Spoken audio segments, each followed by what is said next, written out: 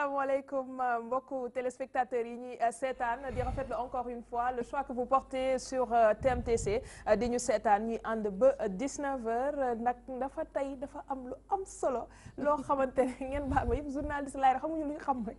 ndeysaan foo ñoo ko am na si ñoo xamante ne ci plateau bi yaakaaroon nañ ni le 25 du agsi ndekete yàlla day def le 24 jàll ñu ñëw le 25 ñi nekkoon ci yenn activités yi nekk ci tunnel yi ñi nekk ci labyrinthe yi ñëpp ñëwaat na ci tey fii ci plateau bi te ñi may wax sama côté ndeyjoor lañ nekk su ma si génnee suñu invité ndax bokk ci alors invité du jour Fadel Barro di coordonnateur mouvement Y en a marre moom it mi ngi si plateau bi ànd ak ñun ci li nga xamante ne rek mooy la partie actualité politique et sociale et ce sera avec Pape Ousmane Cissé ñu wax ci tendance ak li nga xamante ne mooy les premiers résultats provisoires yi ñuy dégg te mu jur coow loolu ci biir dëkk bi ci camp yëpp nag dinañ ci ñëw si kanam ñoom it ñu amoon ci taxawaay balaa ñoo yegsi ci bile élection on va pouvoir en savoir plus ci li nga xamante ne jot nañ ko am ñoom ci taxawaay ci élection bi nga xam ni jàll na te ñu ngi xaar ba léegi lii di résultat yi nga xam ni moo ci tukkee daañu ñëwit ci l'international Mbaye Sène comme il le fait dans la semaine dina ñëw indil ñu li nga xamante ne mooy wàllu tàggat yaram tey nag mu indi ay discipline yoo xamante ne rek dañu ci waxtaan wàllu basketball wàllu football nu mu koy defee rek ak bonus bi nga xamante ne nii tey tànnal nañ ko benn ci kanam ngeen koy xam Habi Sow pour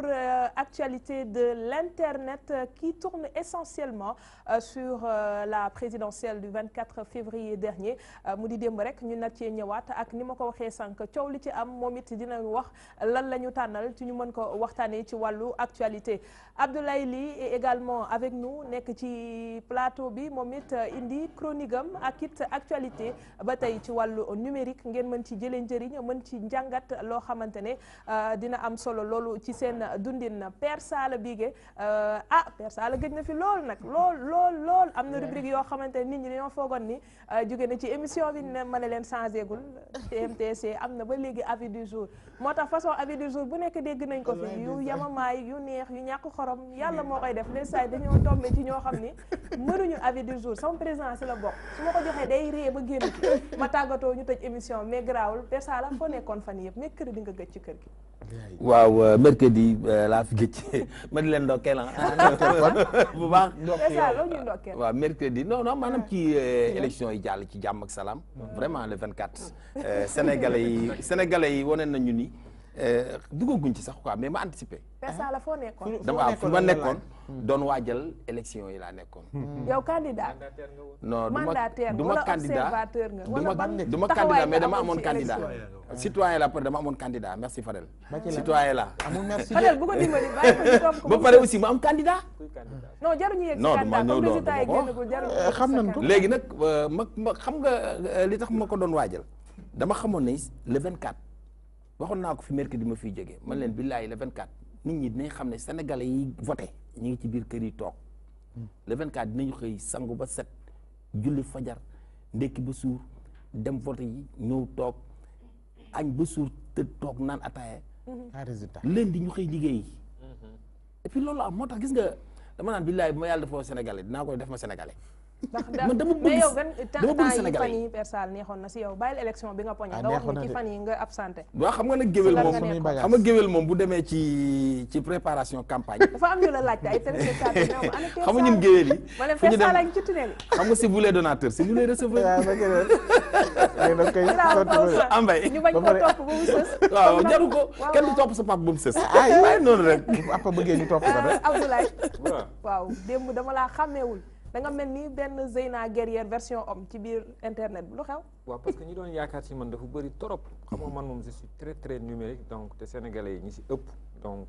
mais na yaru. waaw nga ni. na yaru. waaw d'accord amul problème léegi dinaa yor ñu si bëri wóoluwuñu télé yeeg rajo yi quoi te man dafa am rôle bi nga xamante ni moom laay dawal ci réseaux sociaux yi benn influenceur wala activiste donc j'étais obligé. tu vois dégg nga loolu nga doxa démb. waaw activiste. Abdoulaye da ngaa tax fii de. non yàgg ñuy sóor. amul benn problème sinon dañ lay sànni xeer sànni waale. waaw wax dëgg mënoo leen ci rëcc nag. naan foog ñu ndax yàllaa ñu boole. yaa ngi nii sol vert ma sol vert. ça n'a rien à voir lii seneinfo.com la lii nag veeru yàlla la. merci beaucoup waaw d'accord jërëjëf léegi sama WhatsApp bi souvent dama koy utiliser pour relayer ay information démb WhatsApp bi genre télévision la woon donc dañ ma doon envoyé en temps affaire yi réel dugg la rek nga commencé rek ma sol mbubb mi waaw ba si guddi gi sax finalement sama bëti da doon métti te la veille dañoo sàcc sama ordinateur ñëw sama appartement sàcc donc tu vois mu nekkoon lu ma métti mais démb moom félicité nañ ma def naa liggéey bu rafet même bu man devee ma remercier et j'étais fier de moi aussi am na tamit ñu ma doon ŋàññi ñu mel ni Pape Ousmane ci internet ak ñeneen ak ñeneen Pape Ousmane voté nga démb non man nag aram question bi daf maa bett mais mënul voté carte d'identité du vrai doon Saara yow oto bi bàyyi na bi sama carte d'identité génn bu yàgg mais oui ma li ma utiliser nga non bàyyi oui ma Abdoulaye dinaa ñëw ci loolu question boobu dafa am solo c'est une question pertinente cogité mais dalal sa xel mais yow Abdoulaye Ly wuyul aram may wax ak yow mais dama koy wax moom ba pare Abdoulaye Ly moomoo nit ñi d'accord doo nekk ci réseaux sociaux yi di publier ay yoo xamante nii ñun duñ la ko may balaa ñu yaakaar dañ ci ànd yow te ànd ñu ci ak yow wax nañ ko waaw booy bind na nga respecté nit ñi lay liir mais mënoo lu la neex nga teg ko ci kaw nit ñi pour la très foo bien ko teg il a pour très loolu ñu bien wax la ko compris léegi ñëwal ci vote bi bàyyi waaw vote bi ñu xool vote mais bi en exergue tes mains non en fait man amul encre wala wax dëgg neex yàlla yéenoon naa voté mais yàlla dafa def nga ni non mais yàlla dafa def Baye kii na wàcc plateau bi boy gënal yow boy for waaw yàlla lan la def dere waaw yàlla dafa def def naa si kër gi dama vote waaw c'est-à-dire waaw non seulement ma dañ maa téye ci kër gi moo tax ma ne loolu de excuse non seulement dañ maa téye ci kër gi benn ñaar jéem naa sax xaw a rëcc dem mais malheureusement dañ ma doon sànni fii naan ma fee nangam a nangam voilà moo tax. voté woo daal waaw ci gàttal voté daal ci gàttal mais daal léegi tey ne te permet pas certains commentaires. Merci. ci votu sénégalais. ah non mais man je suis sénégalais. voté woo man ce n'est pas parce que voté woo aw ma ci droit de regard wala. bàyyi nga sénégalais yi tànnal la noppil nga bàyyi ñu. ci war a ba tey fii daal résultat yi génn gu rek mën naa. 5 ans waroo def toi même tu sais. si voté na. président ñu xool loxo bi tax na. ah oui voté na kay moom voté na. Abi noo dundee démb sa journée. aram sonn rek metti daw nañ bay bëgg a dee Pa Ousmane yow lañ laaj démb loolu de garaaw rek kàll nga doon waaj a tourné. damaa toog ba ci yàgg rek la gisee benn ne ma nag bi tey sonn nga tey sonn soxna maa waroon tontu sax. Abi lu xew. jokkoo nañ lu bari. xaw ma lan la ñuy wax coon la xaw ma lan du fekkee coon. bu dee góor da nga naan mbaxane mais xanaa jigéen da nga naan périg bi. Versailles la kii Périg démb di fekk xoolal musóor ba kii batul da ko transformé def ko genre kaala boo xamante ne ku ko gisoon ni rasama. da ngay toog fii da ngay nekk Dakar Plateau laa nekkoon damay nekk centre El Hadji Bibi Ndiaye ñu lay woo naan la fële am na xaw ma lan si surtout problème affaire yi ñu doon joxe. ordre de mission yi dafa amoon problème foofu plateau ndax ay yenn homme de tenue apparemment dañoo ñëwoon di voter fekk si ñëwuñu seen ay ordre de mission ñun sax peut-être loolu moo ñu daloon ñun itam suñu ay ordre de mission dafa manqué woon benn signature léegi nag ki nga xamante ne moo doon représenté réew mi mandataire réew mi ne du ci dal du bàyyi ñuy voter sans signature ordre de mission mu xawoon jur ay tension foofu ci plateau léegi da ngay daw centre bi jógee fa dawaat fee mujj gi sunu tànk yëpp di metti mais bu jegeen ko voté waaw ñun waaw mujj nañ voté mujj nañ demoon voté nañ Fatick bàyyi Père Sala moom mu nekk ci tunnel yi nangul wax fan la nekk au moins ñu demoon nañ couvrir li nga xamante ne mooy suñu rôle en tant que journaliste Fadel foo nekkoon bàyyi nekkoon ci tunnel yi wala yaa ngi woon si bureau de vote yi non man maa ngi woon Kaolack man Kaolack lay voté at bu jot donc voté naa circulé naa un peu aussi seet xool xale yi. Fadel moom du yem ci voté dem ñibbi da ngay circulé. mais non mais parce que dama yoroon sax badge observateur. d'accord boo xam ne. kon ci ordre de mission yi nga ñëwee wala yow. non benn ONG bu doon soxlay observateur ñun on s'est porté volontaire du man rek ay jeunes Y'en a marre yu bëri sol takk seen badge yi pour observer leen pour relayer wax ce qui se passe sur le terrain donc on a fait ce travail là bàyyi 17 heures yooyu après ñu rappliqué ñibbi si Dakar. Très bien alors l'après-vote dinañ ko wax ci kanam dañuy ñëw ci première actualité bi ñu xabitanal ci internet bi.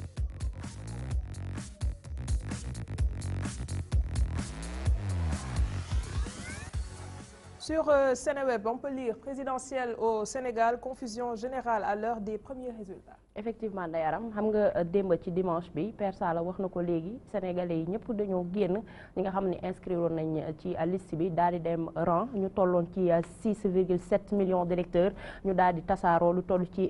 14 600 bureaux de vote ci Sénégal gépp rang lañ ba yegg voté dégguñu ci benn problème mais avant minuit nag ba résultat yi tendance yi di commencé wàcc ndànk nànk la coow li commencé jub ku nekk di xëccee di demee sa boor ba ki nga xamante ne sax moo di premier ministre Mahammed Boun Abdallah Dionne daal di génn devant des centaines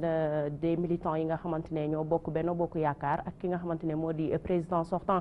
candidat à sa propre succession daal di taxaw ne day féliciter ki nga xamante ne moo di le président sortant parce que il a gagné à l'élection présidentielle avec 57%. ci loolu nag nee na day demee démb la ko doon wax maanaam tey président de la république dina continuer liggéeyam ngir gën a jubal li nga xamante ne moo di phase 2 bu plan Sénégal émergent laata loolu nag ñi nga xamante ne ñoo di les deux candidats de l'opposition ñi ci gën a fës ku ci mel ni que Idrissa Seck ak Ousmane Sonko ñoom tam def nañ point de presse ngir rek ñaawlu li nga xamante ne ñu ngi koy jot dégg ak résultat yi di wàcc ñu ne rek deuxième tour moom ak lu nit mënta wax deuxième tour mënta ñàkk ci réew mi ndax résultat yi ñoo ko daal di def mais si seen biir conférence de presse boobu dafa am lu ci am mu ci mel ni que journaliste RFI ak benn journaliste Jeune Afrique bi ñuy génn dañ leen a mujjee escorté parce que déclaration bi nga xamante ne si Ousmane Sonko jotoon na koo def daal di ñaawlu ci moom liggéey bi nga xamante ne média locaux yi def nañ ko lu ci mel ni que TFM ak 2STV daal ci tuddaale yeneen média étranger ba mu xaw a jur coow ci diggante journaliste yi liggéey foofu kii di El Hadj Ndiaye sax jot na génn ba daal di tontu mais Idrissa Seck moom dafa rek appelé au calme ne nañu dal ba ñi nga xamante ne ñoo war a joxe résultat yi mais lu ñu mënti jàpp mooy ñoom opposants yi li nga xamante ne moo di second tour mënul ñàkk ci élection yi ndax résultat yi jot a wàcc loolu la joxe ci beneen côté bi gis nañ ay image Ndeye Aram Touré ay xale ñii nee nañ 14 ans la ñam ñii nee nañ 10 ans ñii nee nañ 12 ans ñi nga xamante ne dañoo nekk ci bureau de vote dans le Fouta peut-être ñi nga xamante dañ doon voté di nit ñi tamit ñaawlu nañ loolu bu baax a baax réseaux sociaux yi tamit commentaires yi takkoor na si loolu ku nekk ak fi nga far yaa ngi xëcc di woote naan maa gagné wala second tour day am. jërëjëf Hady Sow ci première actualité boobu ñu tànnal di wax rek ne sànq rek si ngoon ki nga xam ni moo di président commission nationale recensement des votes di le juge Demba Kandji def na face à face avec la presse pour wax rek ne nit yi nañu toog xaar ndax am na fi ay instances yoo xam ni loolooy seen liggéey te jamono ji ñu ngi ci compter xob yooyu noonu te bu matee rek askan bi dina ci jot à temps donc ñu ñëw rek ci Fadel ci li nga xam ne Abi wax na ko mu soxal li ñu jot a nemmeeku gannaaw ba yenn tendance yi commencé génn ci bureau de vote yi. waaw loolu moom li ma ci bëgg a wax d'abord ci lu njëkk mooy féliciter le peuple sénégalais ci dal bi ñu am ak nu ñu demee voté ji parce que coow li bëri woon na trop mais li nga xam ne askan wi moo ko moom def na ko ci dal ak jàmm ak tranquillement ils sont allés voter dem nañ voté ji jafe-jafe yi ci am teewul leen ñu voté gis nga am ñi jotuñu seen carte ñi xamuñ seen bureau teewul dans le calme ñun comme maa ngi wax ne dañ doon observé bëri na ay xale yu ñëw dañ leen yóbbu préfecture bu ñëwee préfecture ñu jéem a ut solution ñu xool en tout cas ci calme te kenn indiwut histoire ñi doon provoqué sax faale wuñu leen man nii j'étais victime de ça génn naa ci benn bureau de vote ay xale yi ñoo nekk am ku taxaw di def yëfu xale mais faale wu ma ko donc kenn provoqué wul kenn donc amul benn incident majeur ba nga dégg ci violence loolu ngàcca ngalaama peuple sénégalais li ci des mooy leaderu sénégalais yi je pense que dañu desee nekk à la hauteur ak seen représentants yi dinaa ci ñëw benn bu ci njëkk mooy on a démb dañu seetlu ne ci médias yi man journaliste la ñun ñëpp dañuy encourager émergence de la presse libre et de qualité c'est extrêmement important dans une démocratie parce que pilier la mais bu ñu demee nag ba ku nekk taxaw mel ni da nga far fenn c'est dangereux pour la communauté baaxut parce que boo xoolee traitement yi kii sàpp ne ci nguur gi la ànd ak kii far sàpp ni muy doxalee moo ne ci kii la ànd ak bu ñu deful ndànk dañuy jiixi jaxe xelu sénégalais ba nga xam ne li nga xam ne acquis démocratique la woon dafay ne un problème de la démocratie parce que bu fekkee ne journalistes yi ñun journalistes yi sax laay wax nekkuñu à la hauteur des événements en termes de sérénité en termes d'impartialité dañuy nekk problème mu démocratie bi dootuñu nekkati un pilier de la démocratie et je pense que loolu aussi il faut que ñu wax ko répété waat ko il faut que ñun ñu gën a serein ñëpp beneen bi ci des mooy leader politique yi démb dañu wane aussi seen doyadi ci lu bëri dañu wane seen doyadi côté pouvoir comme côté opposition doyadi gi mi ngi ne gis nga quel que soit alpha bu kenn woo ne nañu dóor diw wala ne te ak surtout que jamono bu ñuy wax fake news xam naa lii dina si ñëwaat trop fake news yi démb dafa bëri ba nga xam ne on a influencé de grands leaders bëgguma tudd tur sur la base de fake news ñu dem di joxe yenn information yi ba nga xam ne mun nañu pousser ñenn ñi contre ñenn ñi. loolu baaxul c'est vrai. loolu baaxul donc pour man un leader da nga war a am cette posture de sérénité bi nga xam ne bu ñu la joxee benn information doo ko traiter tout de suite parce que yow sa kaddu du kaddu n'importe qui. sa kaddu dafa am impact sa kaddu dafay engager ay nit donc lépp lu ñu la wax balaa nga ci sukkandiku di jëf dara da nga war a xool ko bañ saytuwaat ko et résultat gis nañu bañ demee li nga wax sànq man agression journaliste ak ŋàññi journaliste quoi qu'il en soit dama koy dénoncer di ko parce que du solution du solution et démb gis nañu ko am ay confrères yoo xam ne sonal nañ leen ñenn ñooyu bañ leen invité ci maison de presse yi loolu baaxul te fu mel ni Tataguine ak ñi àndaloon ak foofu Tataguine ci Issa Sall mais aussi bu gars yi conférence de presse u Idrissa Seck ak Sonko bi mais yooyu yëpp lu ko indi et tout est parti sur la base de information yoo xam ne kenn na ko envoyé benn leader vérifié mu tëb rek wax ko te xam nga xooluñu véracité bi ba ci tey ci suba gis nga fake news yi ni mu bëre te encore une fois de plus Sénégal dëkku jàmm la te jàmm fi xaj donc encore une fois de plus sérénité. Président Mbaye. Moi je pense que ni Fadel Barro autant pour moi a bien campé le débat par rapport ak li nga xamante ne moom lañ doon xaar ci suñu autorités yi ak suñu leaders yi moi je pense que ni nit su fekkante ne da nga jiite am posture bu extraordinaire boo xamante ne soo nee dama ne ñëpp déglu la ngay wax war nga koo xam la ngay fa ngay génne te war nga koo xam na nekk loo xamante ne loola leer la wax nga ko léegi juge Demba Kandji nee na d'ici vendredi incha allah rabi les résultats dinañ daanu et loolu am na solo nit ñi def ndànk yaakaar naa ne ñoom ñi fi tekk ñu ngi gis les élections gis nañu aussi résultats yi comment ça se passe et njàngat bi soo ko defee en général mooy lu nekk ci urne yi 1+1 mënut a nekk loolu égal 2 1+1 mënut a nekk lu égal 2 1+1 mënut a nekk égal 7 c'est impossible kon ce qui veut dire résultats yi ñu ngi génn gis nañ ko nit ñi photo nañ ko joxe nañ ko ñu ngi koy traité nos confrères sont sur le terrain ñu ngi génne résultats yu leer a leer loolu aajowul daw bay daanu aajowul tëb mais su fekkante nag leader gauche dafa génn wax lu rëy leader droite génn wax lu rëy da ngeen di inciter même la population à penser autre chose alors que ni démb sénégalais yi wane nañ maturité wane nañu fulla wane nañu fayda nee naa leen sénégalais yi di voté du ñoom la ñuy jox t-shirt du ñoom la ñuy jox 2000 francs du ñoom la ñuy jox 5000. bu weddi sax xool mobilisation yi ak bu ñu déggee yenn pourcentage yenn ak ci yenn gox yi da ngay waaru c'est parce que la majorité dormante ñu ngi ci biir kër yi toog ils attendent le jour du scrutin pour dem def li nga xam te mooy seen devoir de citoyen il faut savoir raison garder bàyyi yenn discours yi ñuy tenir bàyyi yenn communication yi ñu jéem a divulguer pour jéem a mooy ci dara wala pour jéem a xëcc lenn incha allah kuy gagné dinañ ko xam d'ici vendredi loolu koy aajoot wax Abdoulaye. bon man fi muy njëkkee mooy di wax sénégalais yi quand même il faut ñu respecter journalistes yi quoi parce que ci réseaux sociaux yi wala fu ne maa ngi doon gis ñu doon traiter journalistes yi di lu ñaaw parce que tey bu nekk woon journalistes yi ñun duñu am accès à l'information quoi qu'on dise man je ne suis pas journaliste je ne suis pas là pour faire l'avocat du diable mais démb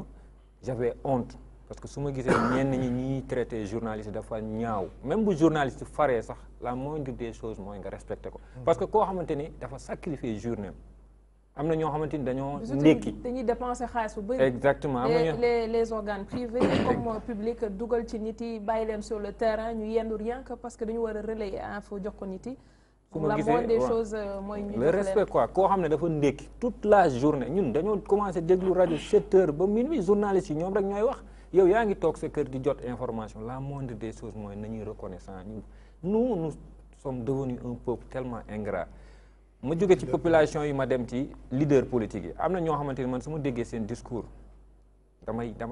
damay mer quoi je me dis que mais yow tu veux être président de la République ngay inciter nit yi à ce que ñuy attaquer journaliste wala ñuy saaga journaliste loolu dafa ñaaw loolu laay njëkk a ñaawlu il faut aussi ñu wane ne ñoom ils sont responsables parce que réew ku ko bëgg a jël dafa am benn niveau de maturité boo nga xamante ni da nga ko war a wane waroo appeler nit yi à ce que ñu taal dëkk yi wala ñu boycotter wala ñu agresser tel ou tel tu vois parce que lépp lu fi daal journaliste ils seront responsables deuxième chose par rapport aux fake news ñaata yoon laa fi toog avant élection yi naan nit ñi nañu mootu fake news mooy li nga xamante ni moo nar a jaxase élection yi en Inde Facebook WhatsApp ils ont pris des mesures parce que xam nañ influence bu mu nar a am ci élection yi démb ñaata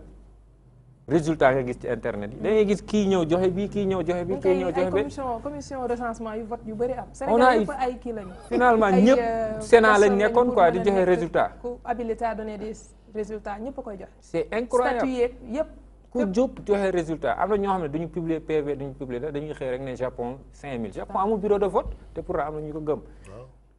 bi ci mujj mooy encore une fois tweet Emmanuel Macron bi. exact tweet Emmanuel Macron alors que ça n'existe pas bi ci mujj mooy damay ñaawlu le fait que Boun Abdallah Dionne génn def déclaration alors qu'il n'est pas habilité à le faire. ñeneen ñi aussi waaw ci ñeneen ñi laa jëm ni ñeneen ñi aussi woo seen conférence de presse naan nit yi deuxième tour day am instant yi kenn xamul ndax premier tour day am wala deuxième tour day am il faut que ñu calme serein dem liggéeyi ñi habilité à génnee résultat yi incha allah bu ñu ko génnee après ku mu neex nga wax mais instant yi kenn mënul wax parce que kenn xamul la moo nekk exactement ci urne yi. Fadel naa ñëwaat si yow léegi xaaral Papa Ousmane. waaw dafa am benn wax boo xamante ne benn soxna moo woote sànq ci Mansour ci bëccëg bi benn émission bu na def mu wax boo xamante ne man dafa wax ma gis sama bopp yaakaar naa xëy na ñeneen nañ gis dafa ne voté nañ ba pare ñi leen woote dañoo soxla réew mi dem nañ ñun Sénégalais yi dem nañu voté pare nañu nañoo ñëpp bàyyi noppi ñi nga xam te ne ñooy recensé li nga xam mooy vote yi ñoom loolu seen liggéey bu waxtu jotee pour ñu publier résultat yi nañu ko publier ñu xam ne lii la c'est-à-dire wax jooju pour man dafa wax lépp voilà yéen tey lu xew Pape xàmmeewu ma la dama tiit non wax jooju dafa lii baax na de loolu dafa leer li ma bëggoon dama bëggoon def benn rebond rek ci Abdoulaye Ly lu mu wax sànq en fait xam nga bokk na ci ñu gën a reprocher gouvernement bi fi nekk lu ñuy fragiliser institution yi ci juste rek seen bëgg a des ci nguur wala seen bëgg a garder nguur c'est extrêmement dangereux gis nga am na décision yoo xam ne yow bu fekkee institution nga benn am na benn suma xarit bu ma amoon sànq waaye dafa am ñaari mbaxana premier ministre la mais aussi chef de ci parti bi la bokk ma ne ko ñaari mbaxana ci benn bopp lay dugg te sénégalais bopp bi lañ xam te bopp bi mooy ne moom presque moo topp ci premier ci njiitu réew mi donc am na yoo xam ne opposition bi ils ont été prudents biñ génnee lu mu tàng-tàng dañu ne joxewuñ benn résultat joxewuñ benn chiffre dañ ne rek lii ñun ñu ngi dem waajal deuxième tour ndax deuxième tour mënul ñàkk moom mu jógee fa xabaabal jógee fa naan 57% te loolu bokkut ak li sénégalais yi doon gis ci télé bi journalistes yi di ko wane ñu nekk terrain bi di ko wax mu créé confusion surtout que moom dafa am démbam mooy dafa taxawoon ne 5 candidats mooy am ci parrainage bi mu am 5 candidats donc vrai 57 loolu démb heureusement que sénégalais yi am na dañ ceeg dal ils l'ont pas pris au sérieux heureusement parce que bu ñu ko jëloon au sérieux rek mun nañ di musiba ci réew mi wax day dafa jooy ñu ne ko looy jooy mun dañ maa wax te jotuma wax dellu jooy ñu ne ko looy jooy mun dañ maa wax fu ñu ma war ta waxee wax jooyaat ñu ne ko looy jooy mun dañoo bàyyi ba ñu wees ñu soog maa wax moo tax wax accident bu ne dañ koy constat bu mu des accident làmmiñ wax boo see bu génn kenn moomatu ko moo tax nit ki toujours balaa ngaa wax li ngay wax na laa leer te wax ko surtout réew kenn du ko kafe dëgg la te gis nga Sénégal day dëkk boo xam ne ñun dañoo yaru toujours ma wax leen ko ñun da ngay bëgg a nekk maire ñu def la maire nga bëgg a nekk député ñu def la député nga bëgg a nekk président ñu rawale sax président far yombalal la ko waaw candidat yi président waaw non c'est vrai c'est parce que comme nag ñun nañ ñu respecté xam nga respect bi mooy lan ñoom bàyyi nañ leen mun naa ni 12 mois yëpp campagne ci la ñu nekk rek wax demoon naa ba fii ni Sénégal dëkk bu nekk li la yàlla natoo xëy na boo demee ci américains yi ña ngi seen i trafic nga dem xëy na Italie ñoom ña ngi seen i business nga ñëw ci naar yi ña ngay laxasu ay bomb di rayante yow ñu ñëw Sénégal wax nañu yàlla natoo léegi nag wax ji na jeex jëf moo ci des vendredi résultat yi na génn bu génnee ki gagné ñu xam ne gagné na sax ba tey provisoire lay doon. waaw te gis nga Aram conseil constitutionnel mooy wax résultat yi. waaw xam nga tey kenn amul droit génn ko sax wax la am ma parce que du sa cër. ku nekk yaag sa cër ku nekk ak la ñun li ñu moom mooy suñu plateau bii lanu moom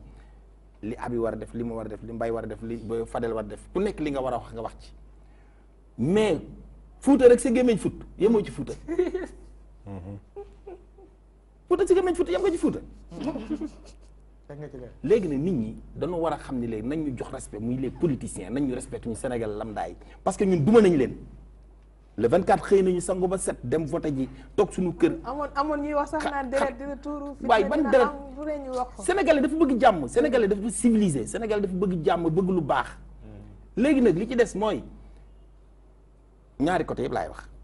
kilifa bu làmmiñam gàttee kenn du ko yëpp. yow boo nee premier ministre nga même bu fekkee da nga nekk aussi nu mu tuddati directeur campagne yu benn bokk yaakaar sa biir siège nga toog di wax mais looy mënti wax tam na nga xam ne yaa ngi benn casquette boo xam ne moo gën a fort la muy premier ministre nga. mun ngaa wax loolu neex mun nga kii mais bul tuddi chiffre parce que chiffre boobu boo ko tuddee te yow encore nga waxoon benn chiffre boo xam ci ginnaaw nit ñi dem nañ ba kii loolu ñu koy ñuramtoo nga ñëwaat leneen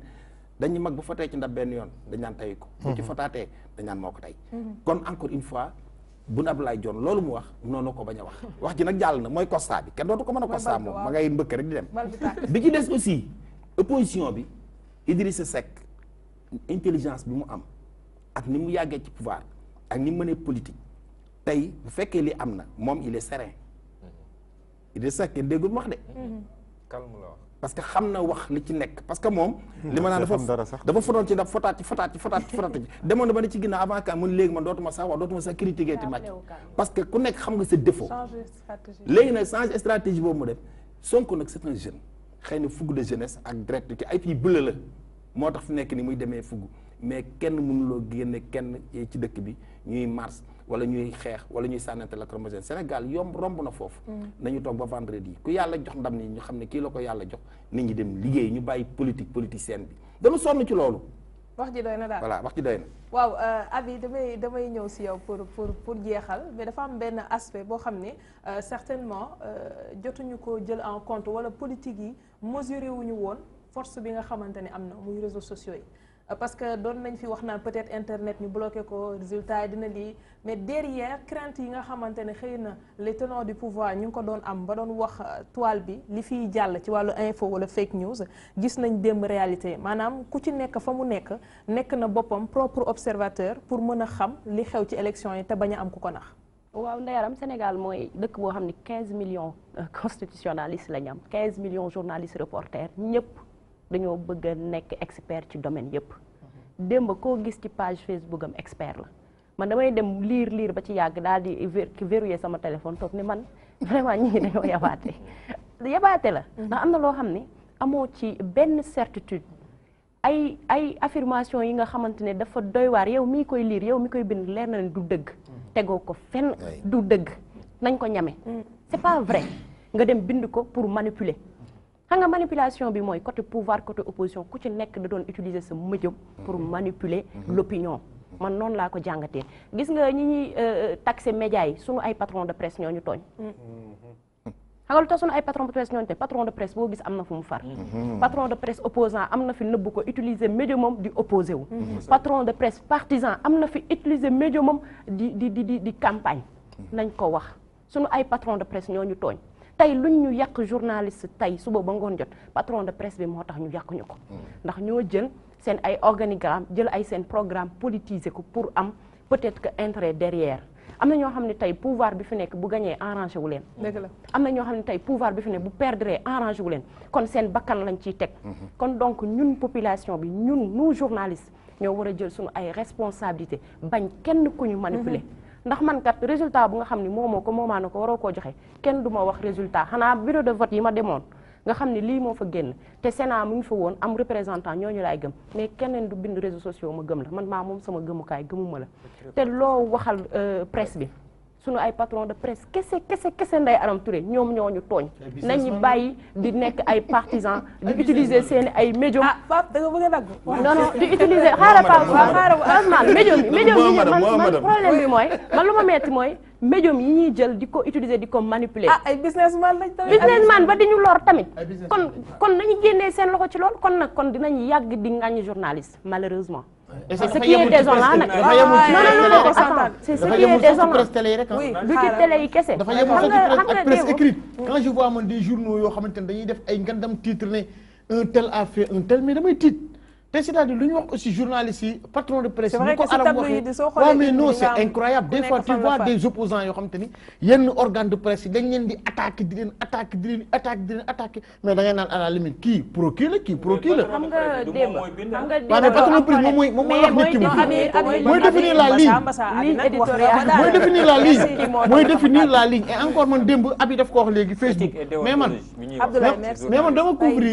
dama couvrir la zone de Baobab Mermoz Sacré-Cœur Amitié Mars Massaër naan toute cette zone là Liberté 6 Liberté 1 foofu noonu yëpp moi j'avais les résultats parce que su paree dama fa toog maa ngi ñibbi sama kër démb presque ay 23h 0h dama fa toog def calcul bi mais su ma toogee ci Facebook gis benn numéro ñu def ne lii ak lii moo fa jàll mais dafay def ay rek. c'est vrai que ay journalistes mënuñu bokk benn centre de vote am ay résultats yu wute. mënut a nekk mais c'est impossible c'est pour cela en fait je dis que ni y a problème il faudrait que lu at bi wax la yaa am na ñoo xamante ne bii nii bon. waaw léegi wuleen ma nag bu leen pousser le bouchon trop loin on a compris vers ça la. xam nga mooy li Abi di wax rek patron de presse yi chaque jour man leen fii jur ngay fa loxo mais sàmm yi réeroo wuñu. fii nag sàmm yi réeroo. déedéet gis nga patron de presse yi fa ñuy daje di waxtaan doo ko fekke Abdoulaye sama bi loolu mooy sàmm yi réeroo gis nga patron de presse yi fa ñuy daje di waxtaan doo ko fekke maanaam tey ji boo nekkee tey nga nekk fi DTV di ŋàññi ku nekk fi Futurs Médias journaliste ni yow sa patron de presse naan la ŋàññal ma kii ndaxte kee la faral nga di ko ŋàññi yow ëllëg ak si biir patron ba nekk DTV ak patron ba nekk Futurs Médias fa ñuy gisante ñoom ñaar di naan seen café doo ko fekke loolu mooy jur ngay fa la xamee sàmm yi réeroo wuñu te puis yàlla mën na la nattu sax nga dellu yow nga dem ca organe ba nga doon xas ak ña doon nga bokkaat ak ñoom moo tax yéen journalistes yi bu leen nangu ku leen jaxase bu leen kenn utiliser parce que gis nga ancien lu ne dafay am ñoom ñëpp dañuy dem mais ancien journaliste yi am na wala xanaa nga dem ba retraité mais ki journaliste la ba nekkatu ko même bu fekkee te da ngay dee sax dee maanaam yow nekkoon nga koo pare doon nga liggéeyal sa réew même bu dee tamit yàlla def na nga dem ba retraité nekkatoo ko mais di nga mus nga benn bis nga sauver Sénégal mu nekkoon ci benn crise boo xam ni sauver nga Sénégal en tant que journaliste parce que métier mu noble la très noble bi ci des tamit fi may daanele Fadel bi ci des tamit xam nga moom mooy la naa moom lémb li ma gis mu mel ni ay organe de presse ñoom ñooy xeex gis nga politiciens yi c'est de bonne guerre dañuy jëm a fexe jaxase nit ñi pour ñu am lu ñu bëgg ñun bu ñu leen may loolu encore une fois métier noble ngeen yor bu leen kenn jaxasee kenn parce que yéenu neen la xam nga pour man suñu problème bi ñu am si suñu presse bi te mu fës démb mooy que aussi problème mu souvent au niveau wu journalistes yi la ñun journalistes yi xam nga dayaa baaw bi ngay njëkk a xam ci journalisme mooy que ne métier moom boo xam ne la collecte et traitement de l'information léegi nag ñun dañu génn traitement dañ ko jël def ko suñu poche du ñu sax collecté yi dañuy recevoir di partager. avant ngay commentaire dafa am loo xam ne da mooy li solos journaliste mi ngi ci traitement wu information dañuy dem ba fàtte ne diw nee na diw waxul yow mi ko wax yaa wax te de yow xam nga lu Macron doon wax naan le médium c'est le message parce que nit ki tey jii lu ñu waxee DTV woo ko wax c'est pas parce que Fadel Barro moo fi toog di nga wax mais DTV moo ko wax donc DTV moom mooy créer conditions yoo xam ne ba la nga fay wax mu leer ba moom mooy porter sa message te ñun tey jii loolu moo ñu dal lu ñu dal mooy que souvent journaliste bi aussi à titre individuel dafa war a fexe ba tey jii buñ ne Aram a ko wax ku ko dégg ku ko teggi dem xaybu parce que Aram liggéey na crédibilité bi parce que Aram fexe na ba information bu ñu ko jox pour mu jàllale ko dina ko vérifier ba la muy wax lu ko leer lay nekk toujours mais bu fekkee ne dañ dem ba journaliste bi yoonam newatu ci traitement lu ñu ko jox rek mu balancé ko loolu c'est mooy wax nga sànq Abdoulaye li éthique c'est-à-dire que avant que sax ñuy réglementer presse bi yow ci sa bopp da nga war a réglementer sa bopp fexe ba lépp looy wax man dafa am man bi may nekk di bind journaliste dama doon wax naan toujours d'ailleurs saa su may bind dinaa fexe ba lu may bind mu mel ni sama papa laay wax ak toujours pourquoi parce que lépp lu may wax rek damay fexe ba ki may wax ak boom bu dul dëgg du ma yàpp parce que même bu ma juumee xam naa ne jël naa matuwaay yi ma war a jël yëpp ba nga xam ne même su ma du dëgg dina xam ne respecté naa suma ndox mu métier tey jii nag malheureusement faiblesse niveau bu ñu am généralement ci suñu homme politique yi ak xaalis bi le pouvoir de l'argent mais argent mooy xaalis ci lu mu dugg rek fragiliser principe yeeg fondamentaux yaka lal malheureusement moom la mais leneen aussi loo xam ne man dama ko bëgg a relever ci li kii wax sànq mooy c'est-à-dire au-delà de li mu wax ni souvent dañuy manquer yenn éléments yu ñu permettre ñu mën a traiter information avant ñu koy diffuser vérifier dafa am leneen mooy par exemple li ñuy wax sa xalaat xaw ma wax sa xalaat lañ ko xaw ma naan nga réew su fekkee ni amul filtre des fois du wax sa xalaat Pape dafa am ñoo xamante ne xam nga lu ma bëggoon expliquer foofu mooy ils sont à la recherche exactement de la primauté exactement ku ci nekk c'est-à-dire loolu dafa am loo xam ne tey dafa am loo xam ne tey suñu par exemple ñi ñuy jiite nii suñ ko réussiroon dinañ ñu yombalal mais comme réussiroñ ko ñun ñoo fa war a dem xam mooy lan gis nga yeneen réew yi bu benn problématique taxawee ci réew bi gis nga ñu ngi ciy gis ñëpp buñ la wonee seen fonction dañ naan spécialiste wala ñu ne la maanaam ku xam-xamam xarañ maanaam liggéeyam loolu la moom moo ci wax xam nga loolu lan mooy bénéfice bi mooy bu fekkee da nga am réew moo xam te ñu ci ëpp jànguñu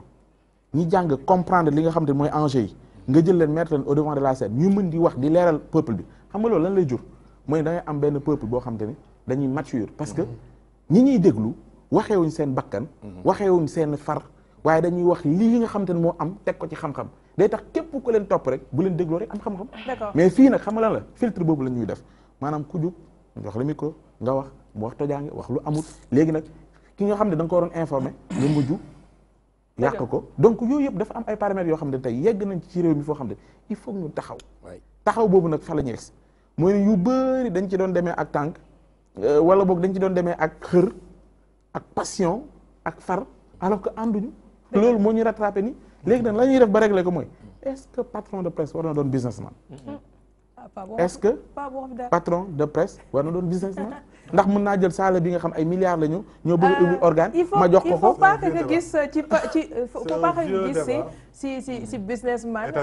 koo xamante ne daf fi ñëw rek à la recherche de fonds on parle d'un patron boo xam ni entreprise la yor ku yor entreprise am dafay injecter di espérer recevoir loo xamante ne dina ko permettre pour mu mën a suqaliku donc suñ ko jëlee si esprit boobu forcément am na ñoo xam dañuy yàkkamti yegg ci but bi ñu fixel seen bopp am na ñoo xam ne en cours de route gis nañ ni mën nañ ci am plus donc loolu mooy dévier peut-être ñenn ñi ba ñu jógee ci li nga xam ne moo nekkoon seen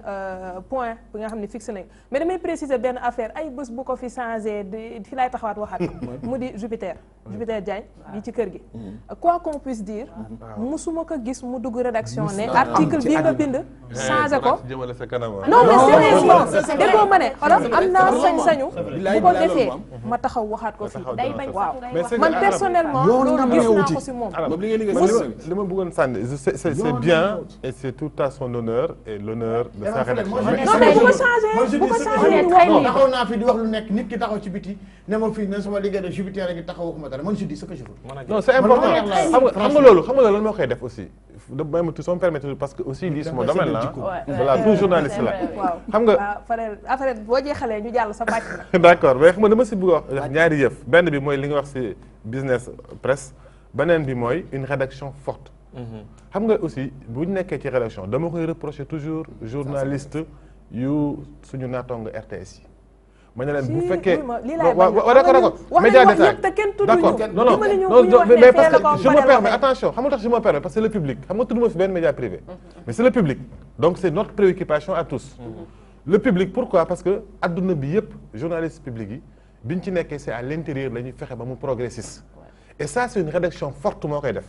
journalistes yu am niveau yu taxaw ñoom ne lii mooy suñu ligne bi la ñuy respecté du ñu respecté waxu patron yi ñun dal nañu quotidien bu ñu fay nekk benn instant c'est pas que ma jàmbal déterminé avis bu mu mun ci daam day ñëw wax ko rek ñu traité ko comme ni ñu koy traité ci conférence de rédaction comme avis yëpp une rédaction forte mun na indi le journalisme exemple tey jii journaliste RFI yi ñi ngi waaj a dem grève di xeex di organiser seen syndicat bi pour ne RFI du nekk instrument wu France Afrique xam nga loolu c'est une rédaction journaliste yi d'abord bu ñu fàtte ne quel que soit patron bi fu mu far ñoom bu ñu demee nag ba nekk di liggéey en tant que journaliste am nañu responsabilité organiser wu xool nu ñu garder seen indépendance deuxièmement affaire business ak presse débat bu yàgg am la ci suñu milieu bi mais dafa fekk ñu ne ci ban modèle la ñu nekk xam nga ci modèle capitaliste bi nga xam ne mooy dominant ak américains yi tey ji yëpp foo dem dañ jàpp ne presse produit la comme produit yëpp war nañ ci mën a déggee xaalis d'ailleurs dañ ne boo ci injecté wul xaalis du mën a développer day nekk affaire amateur day nekk ci ay niveau ak loo am crédibilité doo am moyen yoo fexe ba ñëpp dégg la mais lu ñu seetlu tendance bi ci àdduna bi yëpp mooy que bu ci moyens yi duggee il faut que ñu sàmm intérêt ndax ku ëmb sa sànqal comme ni ko Wolof di waxee ku ëmb sa kersa loolu moom mooy mais États-Unis nu ñu ko réglé mooy dañuy d'accord ne presse bii droite la waa droite di ci def seen xaalis ñu ne bii gauche la ñu identifier comme tel mais ñun ñemewuñu franchir Rubicon yooyu dañuy dekk ci ñaar yëpp américains yi noonu lañ ko réglé dañu jàpp ne yow ok yow ñi ciy def xaalis yëpp dañ xam ne lii mooy seen idéologie lii la ñu gëm moom la ñuy fexe mu fës ñii ne ñiy def xaalis ci gauche bi lii mooy seen idéologie France boo ko demee c'est pareil gis nga ay Libération et Figaro ku nekk dañ xam ne pàcc bii ngeen nekk ndax nii ngeen gisee société bi ñi lañ bëgg mu avancer mais ñun fii kenn assumé wul dara même langue politique bi sax na nga wu ñëw assumé idéologie politique sax amatul ci Sénégal kon dëgg la léegi nag c'est le xaalis qui détermine alors mooy waaye bi mu fëgg mu béeku mooy problème léegi te xaalis fu mu nekk valeur jeex na fa parce que fàtte mukk que Grèce antique bañ commencé bàyyi seen jëy yenn jëy unicité dem di jëamu xaalis argent seen mythologie bi Souleymane Bachir Diagne laa mu koy mos a expliqué mu ne ñaari bu mu duggee Grèce ca la tas fortune ak chance ñaari jëy yooyu bu ñu commencé di jaamu ñaari jëy yooyu fortune ak chance parce que dafay dindi mérite dindi valeur absolument c'est vrai laay wax dëgg te tey jii nii boo xoolee suñu réew mi nag nañ posé wu question boobu lan mooy place su fortune ak lan mooy place su chance xoolee jeu de hasard yi xale yi ci mbedd mi léegi ay pari foot yeeg yooyu c'est vrai nañ ko xoolaat on n'interroge pas suffisamment notre société mais nañ ko xoolaat tey lan la ñuy jaamu macha allah derrière tur yu mag yi ñuy wax derrière yàlla derrière yonent bi qu'est-ce qu'on met derrière ginnaaw bu ñu waxee ne man gëm naa lii wala gëm naa lële wala ci biir sëriñ laa jox qu'est-ce qu'on met derrière mais qu'est-ce qu'on met derrière est-ce que fortune la wala chance ñu bëree ngi dem ci sëriñ pour lan am chance su gagner tel concours wala am chance su lii c'est pas pour seen mérite jàng liggéey takk sa doole boo mënee football sax ñu ne butéel bay baax tu vois ana léegi ana mérite tey jii bu dee du chance lan la ñay dem ci sëriñ ñu ci ëpp lan la est-ce que dañ naan yàlla ngir pertinent xaalis fortune billaay dëgg donc loolu nag day tas société position tas société te malheureusement ces valeurs là lañ doon xaar ci homme politique yi mais malheureusement xoolal suñu campagne bi fortune et chance résultat société déstabilisée ñii ngi voté ngir fii ngi di voté mais pour que l'intérêt des Sénégalais et les Sénégalais soient prioritaires personne n'y est, je suis désolé. Merci beaucoup à Fadel Barro ñu jàll ci actualité politique et sociale xam naa transition rek lay nekk.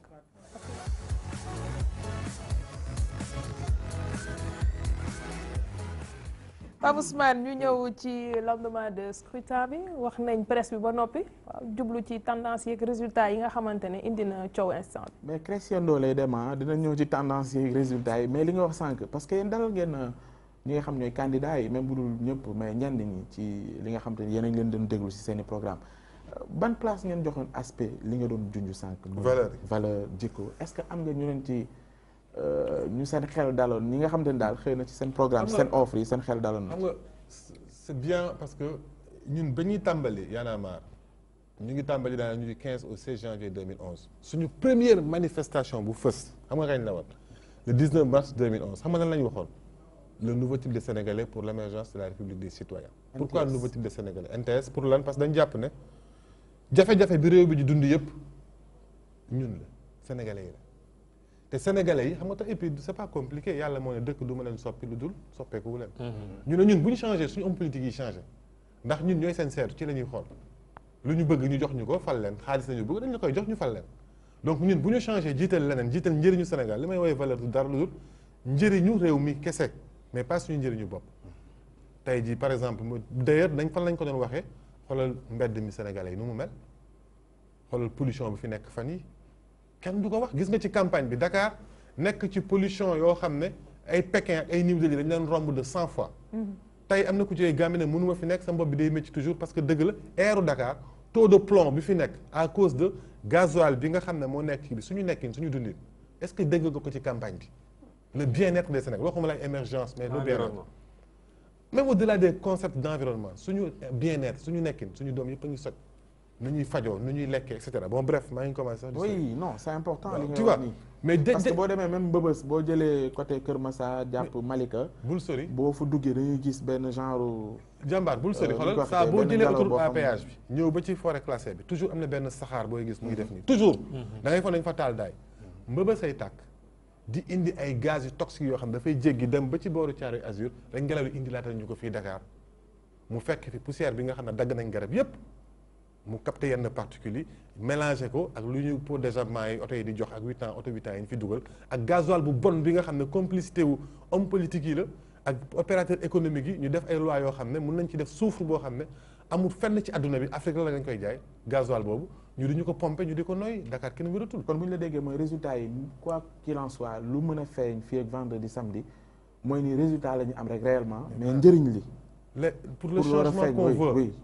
personnellement nekkaguñu sax ci préoccupation yi di ko tudd mais may ma tuuti mañ tontu sa première laaj bi valeur yi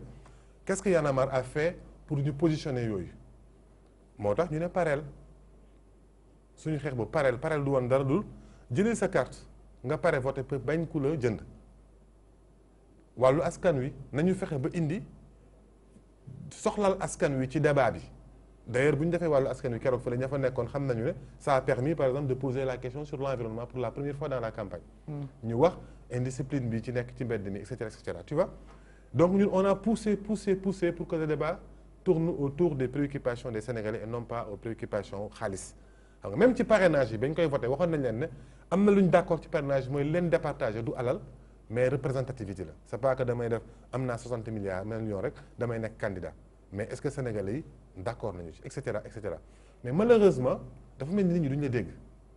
même mel ni duñ la dégg man li may wax sànq ma ne gars yi wala Y'en a marre lañ dul dégg. waaw mais du Y'en a marre di ñëpp du man rek parce que li may wax nit ñu bëri nga koy wax ñu bëri nga koy wax li Y'en a marre di wax nit ñi bëri nga koy wax ñun bañ koy wax fekk nañ am na ñu ko doon wax mais c'est pas grave aussi à l'échelle de l'histoire na sa xel dal yàlla sax li may wax tey nit ñi dégluwuñu ndax bu fekkoon loolu la rek bu fekkoon nit ñi doomu aadama yi noonu la yombee comme tey jii du ñu am yónnoon teg ay wàll yi ku nekk di ñëw di fàttali discours bi donc bu loolu bu ko ŋaañee Y'en a marre doomu aadama mel noonu mais il faut jamais se décourager mais li ma si bëgg a wax rek mooy que xoolal tuuti ci campagne yu Benno Bokk Yaakaar bëgguma leen woon tuuti tour sax mais comme campagne bi jeex na mën nañ analyser rek alal ji ñu wane en terme de lu ñu déployé ci xaalis ci tissu casquette waxuma ak li ñu joxe c'est-à-dire que opulence ak richesse bi ñu wane ci dëkk boo xam ne ñenn ñi mënuñu faju ci dëkk boo xam ne enseignants yi waxuma enseignants yi mais fajkat yi dem nañu ba xale yi am nañu ay ñaari weer yoo xam ne ñàkkuwuñu ndax lan problème yu xaalis lañ doon laaj étudiants yi dee nañ ci régime bi pour lan jot seen bourse ci waxtu wa ñu mun a def preuve d'opulence ana yërmande ci suñu homme politique nag li ma seetlu mooy ñu ci ëpp ko amoon si ñoom it def ko li ci ëpp si candidats yi bu ñu amoon alal yooyu def ko c'est pas parce qu'ils sont contre. parce que dañ ko amul. kon in fine mooy njiit bi ñuy xaar ñun amaguñ ko. li ci ëpp non maanaam bu la déggee mooy bëgguma ŋàññi kenn. waaye may dañu analyser ŋàññi ñu mais ci li nga expliqué nii bu ñu la dégloo dafa mel ni li ma jox résultat xam nga lan la jox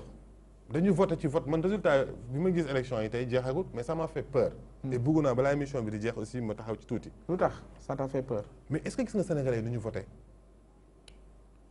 vote bi dafa wane trop affaire tarixa wala affaire appartenance ethnique wala affaire appartenance régionaliste. vote affectif. trop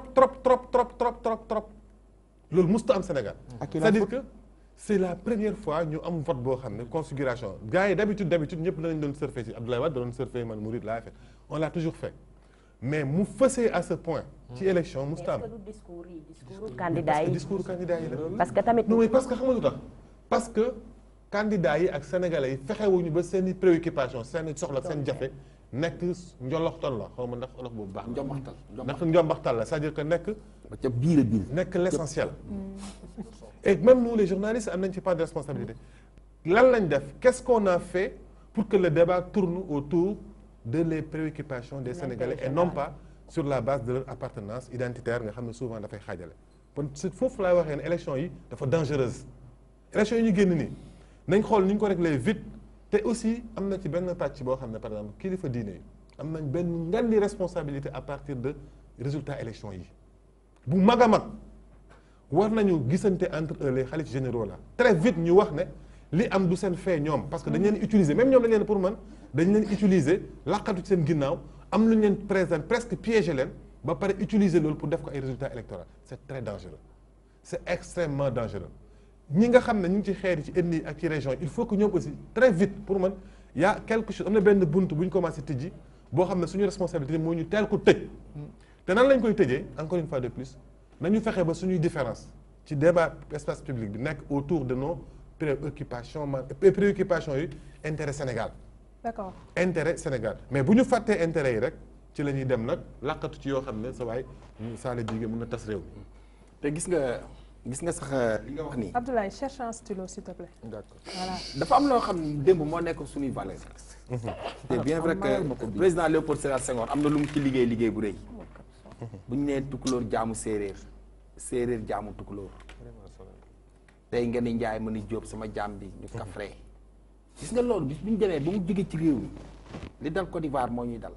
Côte d'Ivoire am na ay bawle am ay bété am ay añi am ay gros mais bawle bi ñi mu la fekk bété bi ni ko sama jaam kon du ñu rayante. loolu Sénégal rek la am te loolu mooy valeur yi nga xam ni mooy socle bi ci des aussi muy tarixa gis nga li nga wax nii dafa am solo ba nga xam ne te gis nga ñi ngi mais seetaan loolu feeñ na si campagne bi ba yenn c'est leader yi dangereux. demoo si yenn kër C'est yi da dangereux. ngay gis Oui. ñi ci koy wax C'est yenn très responsable dangereux. politique yi naan diw demul kii parce que Waaw. respecté wul kii wala gëmul kii c'est donc très ñoom très ñoo très ko commencé. dangereux c'est très très dangereux loolu voilà léegi sëriñ nag bi recevoir gis nga nag bu ñu gis wala nga leader yi dem di bañ duñ fa daan fanaan duñ fa fanaan ñu dem fanaan ni seen kër sëriñ si. voilà c'est dangereux. mel ni dafa am benn affaire boo xam ne yàlla nekkatu fa parce que Sénégal ku ne xam nañ ñun li ñu am xam nañ ko xam nañ sunu mag ñu baax ñi li ñu fi liggéey ci réew mi Serigne Touba Cheikh Omar Foutiyou Tall El Hadj Malick extra extra ñoom ñëpp ñun ñooñu la ñu am parce que ku ci nekk rek bind nga loo xam ne mun na defar réew mun na defar sax àdduna mun na defar nit mais jamono bu ñu fekkee loo xam ne sunu maam yi dañ koo liggéey bàyyi ko fi mu nekk suñuy valeur waay nañu dajji lépp mais valeurs yooyu nañ ko fi bàyyi c'est parce que bu ñu demee ba ñu naan kii président Mouride la kii président Tidiane la kii président Tukulóor la kii président Pël la kii président séeréer la fu ñu jëm Léopold Sédar Senghor séeréer la woon bu pare catholique la woon mais amoon na benn chance boo xam ne dafa jubóowoon Serigne Fallou jubóog Serigne Babacar Sy parce que loolu moom dafa teel a comprendre ni Sénégal lii rek moo mën a taal Sénégal mu ne kon li nga xam ne moo ko mën a taal dinaa fexe ba lii du tàkk dañoo wax si tukulóor jaamu séeréer mais benn góor gu baax dañ ne ma du jaam tukulóor jàmmi séeréer séeréer jàmmi tukulóor ku ñu nekk maanaam sa jàmm moroom nga ñu dem ba def ko kal di ko café mais du séeréer jaamu jàmmi la ku nekk sa jàmm moroom nga c'est ça moo tax gis nga lii ñuy dugg nii politique mën na defar réew mais politique mën na yàq réew ñun nag politique bi ñu toll li Fadel wax nii ñun fi ñu dugg baaxul nañ ko génn bu ñu demaatee ba keneen ñëw toogaat ci réew mi nañu tëggaat beneen politique boo xam ne bu dul politique bi ñu may gis nii parce que bi may gis nii wallahi lazim janj la bis bu tojee du neex kenn ci réew mi. président Mbaye. waaw mais juste que ni damay waxaat rek li nga xamante ni moom la Sall ak Fadel Barro wax léegi nii mais nag Abi Sow daf ko touché léegi mooy c'est par rapport au discours soo dee seet suñu politique yi depuis le début. def nañ lu nekk kenn ne bërëb bii nii damay def tout parce que bëgg a gagner la moo tax dañ fay investir loo feneen fële. ba pare nga ne nit samay mbokk diw kii diw mbokkam bi fii nii parce que ñekki discours politiciens yi ñoom ñoo pesé ci biir campagne bii nii da ngay gis ni sax nit dañuy ne ni région bi ak région bi de diw ko war a gagné ndax diw lii la wala ndaxte diw lee la da nga koy sentir ci biir vote bi da ngay gis sax démb ci résultat yi sax bu ñuy génn sax ci biir dafa da ngay dégg ne suñ perte fii sax dinañ am fële ndaxte fële ay mbokk ma fa dëkk et pourtant ça s'est vu hier fu ci mel ni suñ jëlee constat bu mel ni Ziguinchor nee nañ bettul kenn Sonko gagné ko suñu nee Touba bettul kenn Idrissa Seck gagné ko mais pourquoi appartenance su gox boobu bu nekk ñu naan bettul kenn diw gagné ko c'est parce que politiciens yi ñoom ñoo def de telle sorte que nit ñi di xalaatee noonu et wax na ko léegi Rwanda loolu moo fa amoon li Hutu et les Tutsi daanaka affaire xeet la nañ bàyyi loolu nga dee naan tukkuleur jaamu séeréer loolu dafa amatul sax léegi dootoo dégg sax ñii di ko kalantee léegi da ngay toog sax ñu ne okkina pëggum nit bokkam wala nit diw ak diw man daal du ma dem ci kële waaye nee na ko bandum da ngay gis nit ne du ma dem kër kële parce que kële lii la loolu nañ ko bàyyi et nag ce sont les politiques qui ont incarné ce discours loolu moo tax ñii lu ñu gis rek loolu la ñuy demee wax na ko léegi Léopold Sédar Senghor autant mais pourtant ces personnes qui accompagnaient Léopold Sédar Senghor ñu ci bëri ñu ngi ci mën nañoo citer Moustapha Niasse mën nañoo citer ay ñoom Amath Dansokho mën nañoo citer ñeneen mais pourquoi ñooñu noonu ñun nouvelle génération bii di ñëw mag loolu lañ koy soxla mag dañ ko soxla pour kat kii su fekkante dafay jël yoon bi nga ne ko non du nii kat nii la parce que lañ fi bàyyi woon lii ak lii la mais xale bu ñëw da ngay ñëw ak sa fugg ngay ñëw ak sa idée mais mag ñi fi nekkoon amoon gis stabilité bi gis li nga xamante ne mooy yoon ci réew mi nañu recadré waat xale yi teg ko fi mais mag moo xamante ne da ngay toog lu xale bi wax baax na ndaxte mu ngi servir say intérêt loolu moo baaxul waaw xam nga le problème Ndeye Arame Touré du discours bi ba ñu dalee ubbi campagne bi ba tey saa yi bu ñu waxee waxu problème rek man discours bi laa doon tiital parce que c'est flippant daf ma doon tiital ndax xam nga lu tax ma mooy tiital boo taxawee tey nga ni Macky Sall tukulóor yi ñoo ànd ak moom même tukulóor bu bëggul woon faral Macky Sall dina ko faral ndax li nga wax. effectivement parce que xam lu tax day ciy gis boppam même bu fekkee ni président sortant defalu ko dara mais le fait que nga tudd ethnie bu mu bokk rek. tax na tey xolam sot mu génn. kazaalika ñi nga xam ne ñoo dëkk Casamance ak sortie bi nga xamante sortie malheureuse bi nga xam ne Moustapha Cissé Lo defoon na ko wax ñu bëri tey dañuy sukkandiku foofu ne pour kii sama mbokk lay wax yi lu tax mu def noonu te man yaakaaroon naa ni sax peuple bi am nañ maturité bu dépassé loolu yëpp mais malheureusement amul ku ci nekk dama ne est-ce que ni ñu doon communiquer kon ci seen campagne waaw ak programme bi waaw xam nga bu njëkkoon Ndeye Arame parce qu'on a l'impression que show électoral rek lañ doon def mais nit yi dégg ñu xam nga communication ci politique et puis espace public de manière générale dafa am le non dit le non verbal te ñoom bu fekkee dañuy wax naan wéy Sénégal benn la naka lañ koy doxalee mais li ñu waxut lan lay wane. Dans les faits qu'est-ce qu'ils font bu fekkee da nga dem ci benn meeting boo xam ne da nga naan Macky dafa dem ne tey nag yéen waa mu ngeen ñi ma àndal may leen ma wax ak samay mbokk ci pël. yow boobaa xam nga xaj nga xaj nga. dëgg la nga dem nga jël beneen candidat mu dem ci sud bi ne fii tey man joolaa laay wax wala su ma ñëwee dañ may wéyal wayu jeunesse et cetera. xam nga loolu c'est pas besoin de dire que man fii laa bokk mais. c'est un non-dit verbal moo la fay delloo. boo demee ci nga dem ci Idriss Seck mu ñëw bu demaan Touba bu fekkee day dal ci tel militant wala mu dem Kaffrine wala Kaolack dal ci benn militant wala ci benn tel hôtel léegi bu ñëwee dem ci xool ban sëriñu murit ko gën a jege mu dem fa dal fa. t'as pas besoin de dire que man murit yi nañ ma ngemb. dans le non verbal te loolu mooy seen responsabilité. noonu la ñu bëgg nar a tase réew mi te il faut que ñu alerter xam nga man je suis dans l'après élection sama élection yi pour man damay xool li fi juddu. après nan lañ man sama préoccupation benn la stabilité réew mi ak jàmmi réew. qu'est-ce que liñ fi jugee fii lan lañ mën a yan blessure lañ jëlee ci élection yi ñu war ko xaaj au-delà de danañ dem deuxième tour et cetera la querelle d'aujourd'hui l'élection yi jur bu ñu deful ndànk fan la ñu jëmee. ban buntu la tijji mais bu fekkee dañu faral di wax ne ki créé problème mënu doon solution kon fu ñu jëm bu fekkee ni ci cercle juróom yi ñuy xaar kan la ciy doon ci 5 ans ñu jëm. mooy ni ñu ngi nekk ci constat bi mais qu'est-ce qu'on va faire justement pour. non mais xam nga jubóo boobu noonu ñoom dañoo mel noonu parce que ñun ñoo ko war. consolidation boobu encore une fois may delluwaat si li mu njëkkoon wax. maanaam nekkuma ji j'espère tu vois bëgguma am impression. non tu vois c'est-à-dire que pour man le problème c'est nous encore ma ngay delluwaat ci concept NTS bi ñu wax depuis le début changement bu ñun sénégalais yi bëgg nekkuñ ci moo tax suñu mbële il nous ressemble. Idi xam na ne bu doon bu ko defee. kenn du ko ci topp wala kenn du ko ci beddi ñëpp beddi ko grave man bi mu koy def ma gis ko ñuy wax naan dem na Murit ak lii daan na le je m'en fous sama new ci mais boo xoolee ci résultat électoral nga gis ci résultat attention de ëllëg kenn diw dina def lu yées li mu def xam nga moom def na ko te waxu ko sax da ko ci suuf Macky Sall ëllëg bu benn candidat jógee dina nga jàngi tukuleur et cetera dina fexe li mu gis ne résultat score yu Macky def ci tukuleur yi ci dans le Fouta de manière générale dans le nord désormais candidat bu bëgg a nekkati tu vas faire di nga def lu ëpp lu Macky Sall def pour que wane na man ci bii fii laa bokk bu ko defee ëllëgu tijaan benn ma xaw a dal mooy pur ñoom nga xam ne dañu assumer woon seen identité religieuse et une éthique religieuse confrérique boobu xam na am na tuuti am sanction mais parce que est-ce que gisuñu en termes d'appartenance identitaire li gën a mag bos boobu moo tax nit ñi kii fa je veux dire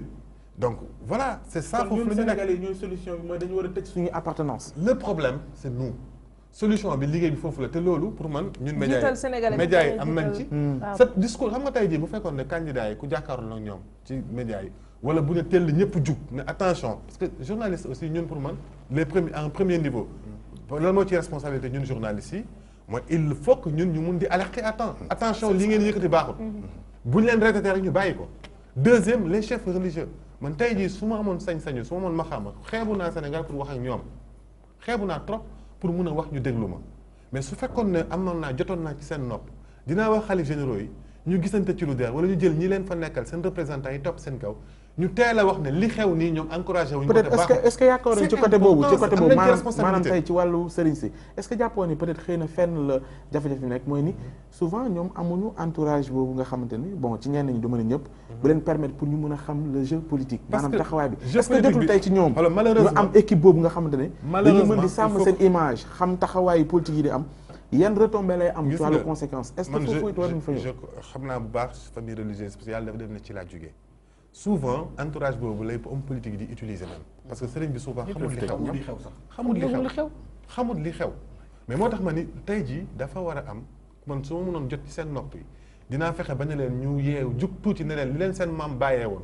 nga xam ne fexe ba askan wi ñu sauver leen ci safara la ñu nekk ci àjjana d'abord fii ci àdduna balaa ñuy dem faneen buñ doful bu ñu sàgganee tuuti danañ ko yàq xam nga am na la wax sànq lu am importance mooy nga ne transmission bi amoon ci Senghor ñoom Senghor lu ñu fi bàyyi ñoom Moussa Bañ sa ko fekkee dañ ko doon transmettre mais gis nga tey jii fortune ak chance la ñuy ba ñuy jaamu ba tax na transmettre ñu dara génération bu bees bi ndax xaalis ak fortune tu vois ce que je veux dire mais tey jii aussi ci famille religieuse yi ñoom il faut que ñu surveiller seen arrière ba nga xam ne bu kenn utiliser li fi su ñoom suñu mag maam ñoo ñun ñëpp ko bokk suñu Tuubaa ñëpp a ko bokk El Hadj Malick ñëpp a ko bokk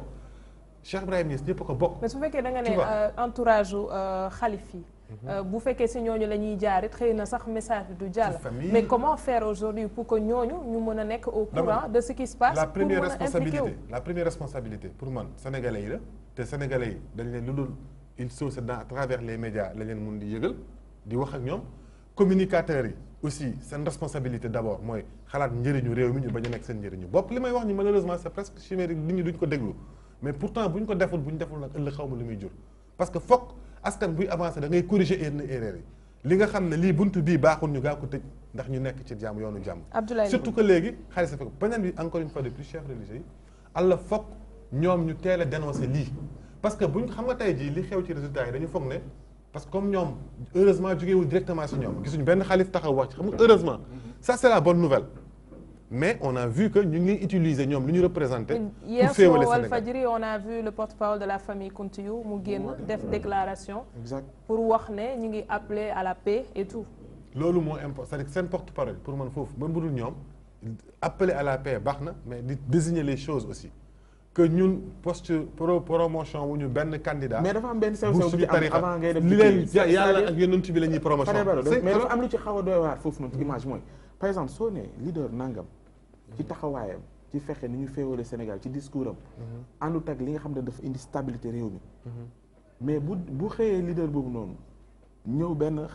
kilifa diina recevoir ko mais ban image lay renvoyer ci ñooñu ngay alerter pour que ñu bàyyee xel c'est-à-dire foofu la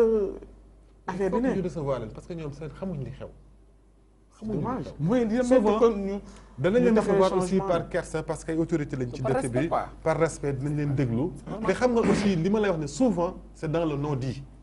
xam nga bu fay dem du ko wax ne ko man kat dama ñëw fii pour politique pour ni duñ ko def. mais c'est dans le non-dit ci li ñu waxut la. xam nga mi ngi mel ni waa ji doon jéem a nax yàlla. waa ji dafa am doom. waa ji du julli du woor du def dara lu baax mais bëgg na doom ji feebar na ba ni laaj mu bëgg doom ji xam ne doom ji day dee mu jekk-jekk ni jàppal ni yàlla sama doom ji mayal ma ko wér bu wéree dinaa ko yóbbu mu jàng alxuraan jabar ñu ne ko mu ne ko dama koy nax mu ne ko dama koy nax nen day nax yàlla maanaam politiciens yi noonu la ñuy ñëw ci suñu sëriñ si dañuy doon bëy bu sàngoo deru bukki bu sàngoo deru bëy du ñu ñëw wax ni ko politicien la duñ ñëw wax duñu wane maanaam li nga xam ne moom la ñuy def dañuy ñëw pour tàllal raam sukk foog mbaxane ñëw toog ci suuf doyee di toog parce que sëriñ bi lon ko woon rek loolu lay gis parce que ñoom ay nitu yàlla lañ dana kii di ter yar gi mu may ñëw indee fii ak teraange ji mu def wax dëgg yàlla bu ma tàllaay loxo ma ñaanal ko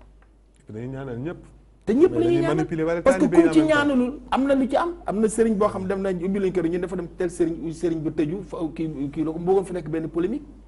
léegi nag sëriñ si ku ñëw dinañ la ñaanal mais dafa am loo xam ne ki nga xam ne moom mooy dem di naxe ji moo war a bàyyi naxe bi muy kan politicien bi gis nga wax dañ koy ñëwee wañ gaa ngi bañ a ca mbànjaxaan ka ñi ñu woowee ay politicien bi nag électorat lay wër électorat boobu su fekkee sëriñ si bu waxee wala am na nu muy waxee moom bu renvoyé image bu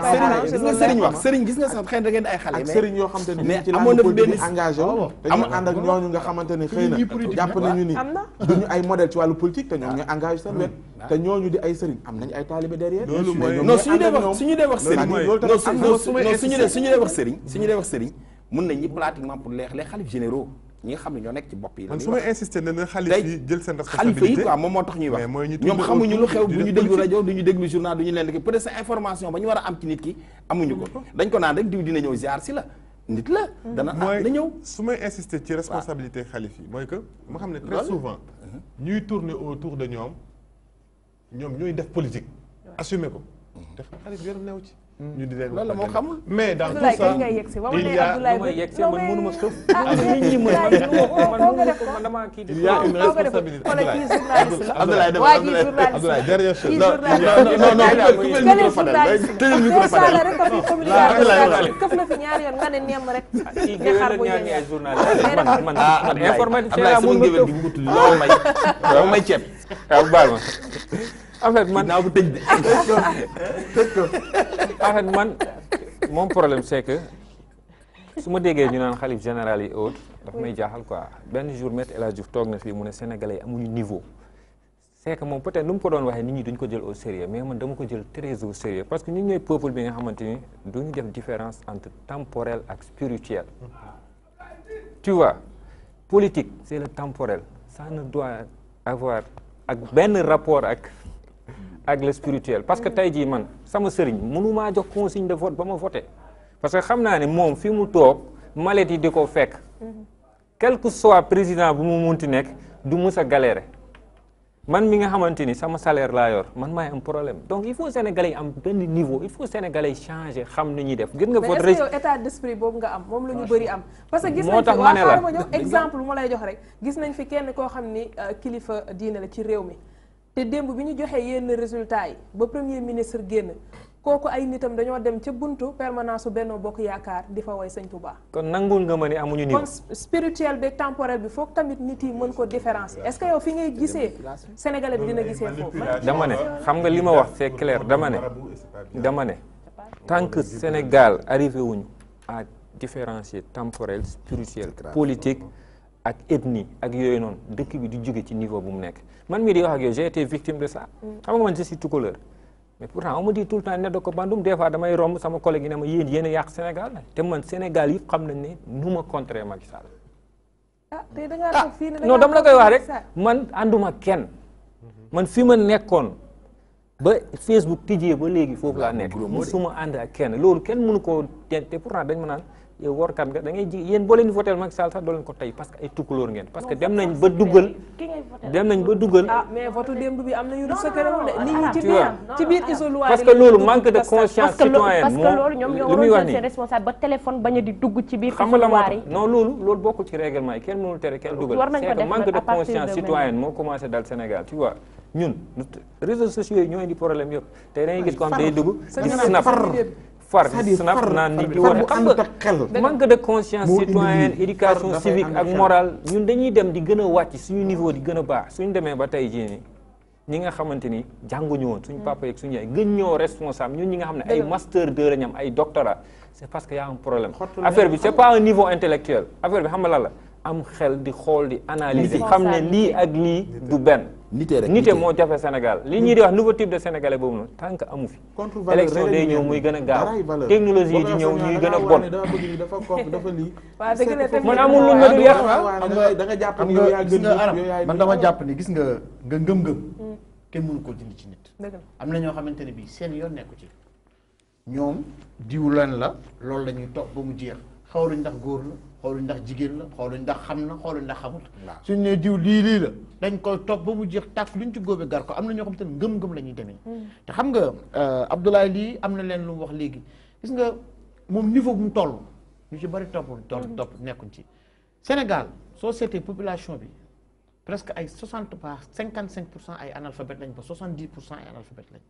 peut-être niveau d'expression bi yow fa ngay xalaatee ak fu Pape Ousmane di xalaatee amaana man mënuma koo xalaatee wala keneen koo xamante ne mbay intellectuel yi ñoom ñooy def bêtises yi nag xaaral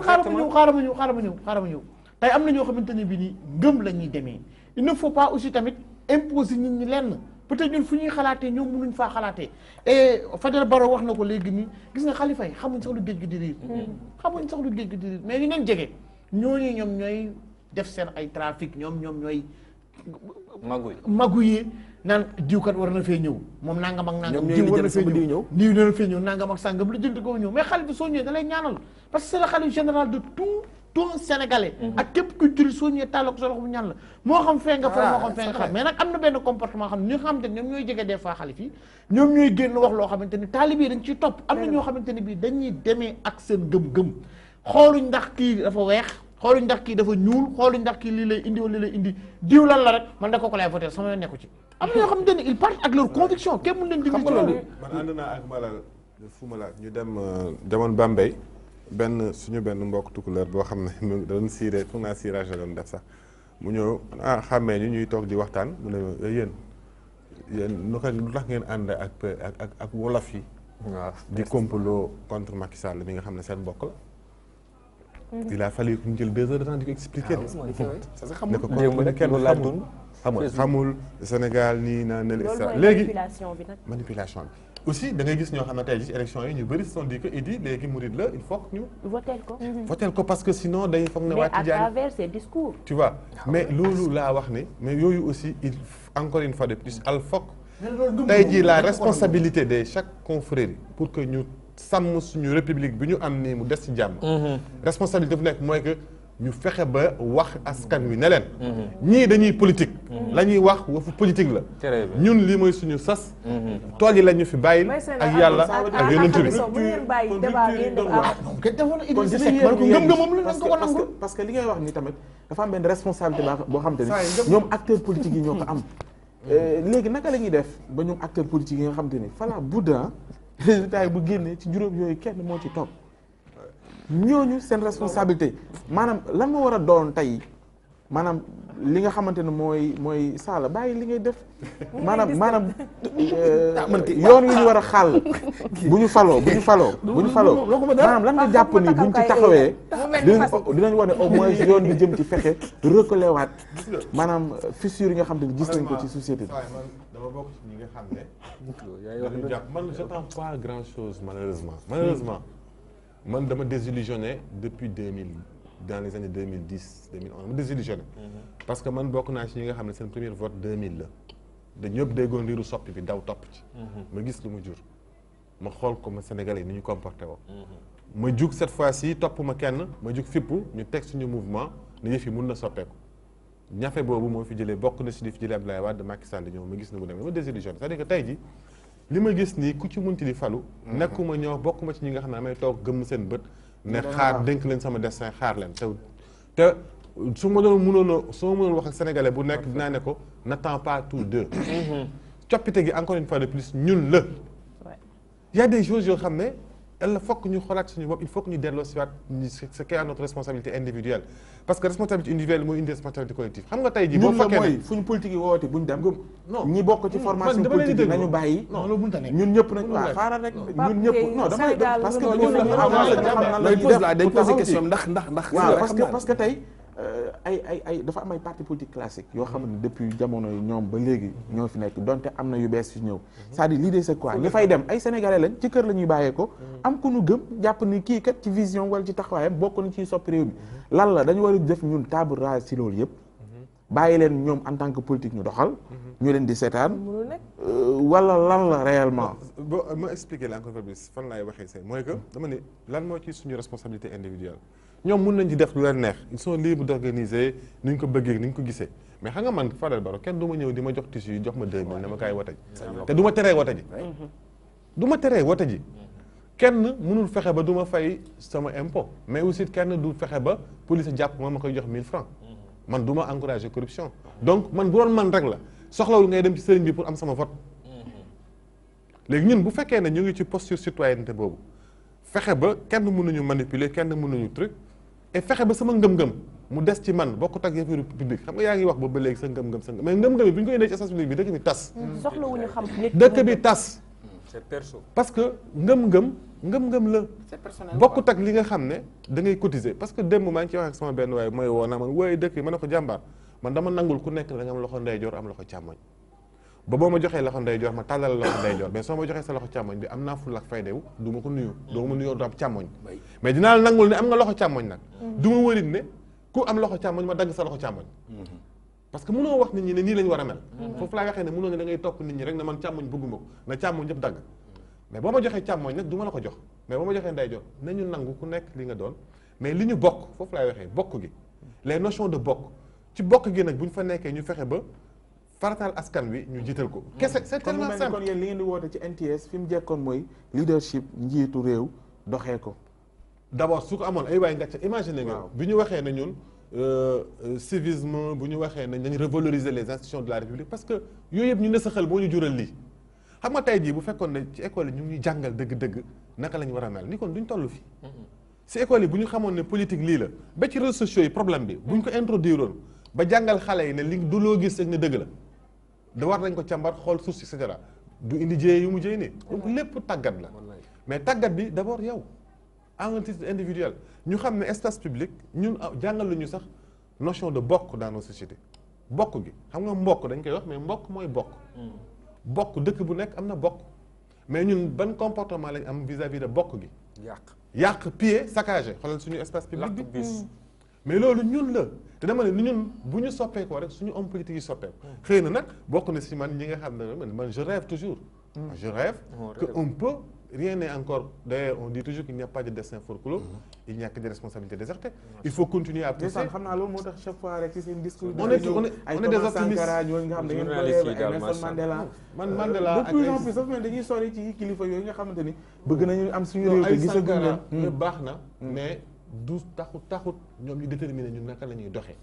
dañuy nekk exemple en ce sens où xam nga dëkk dafay soxla exemplarité. xam nga Mandela tey bu ma ko tuddee xam nga tax ma koy cité. dama koy cité parce que Mandela bàyyiwu fi ay tali yu rëy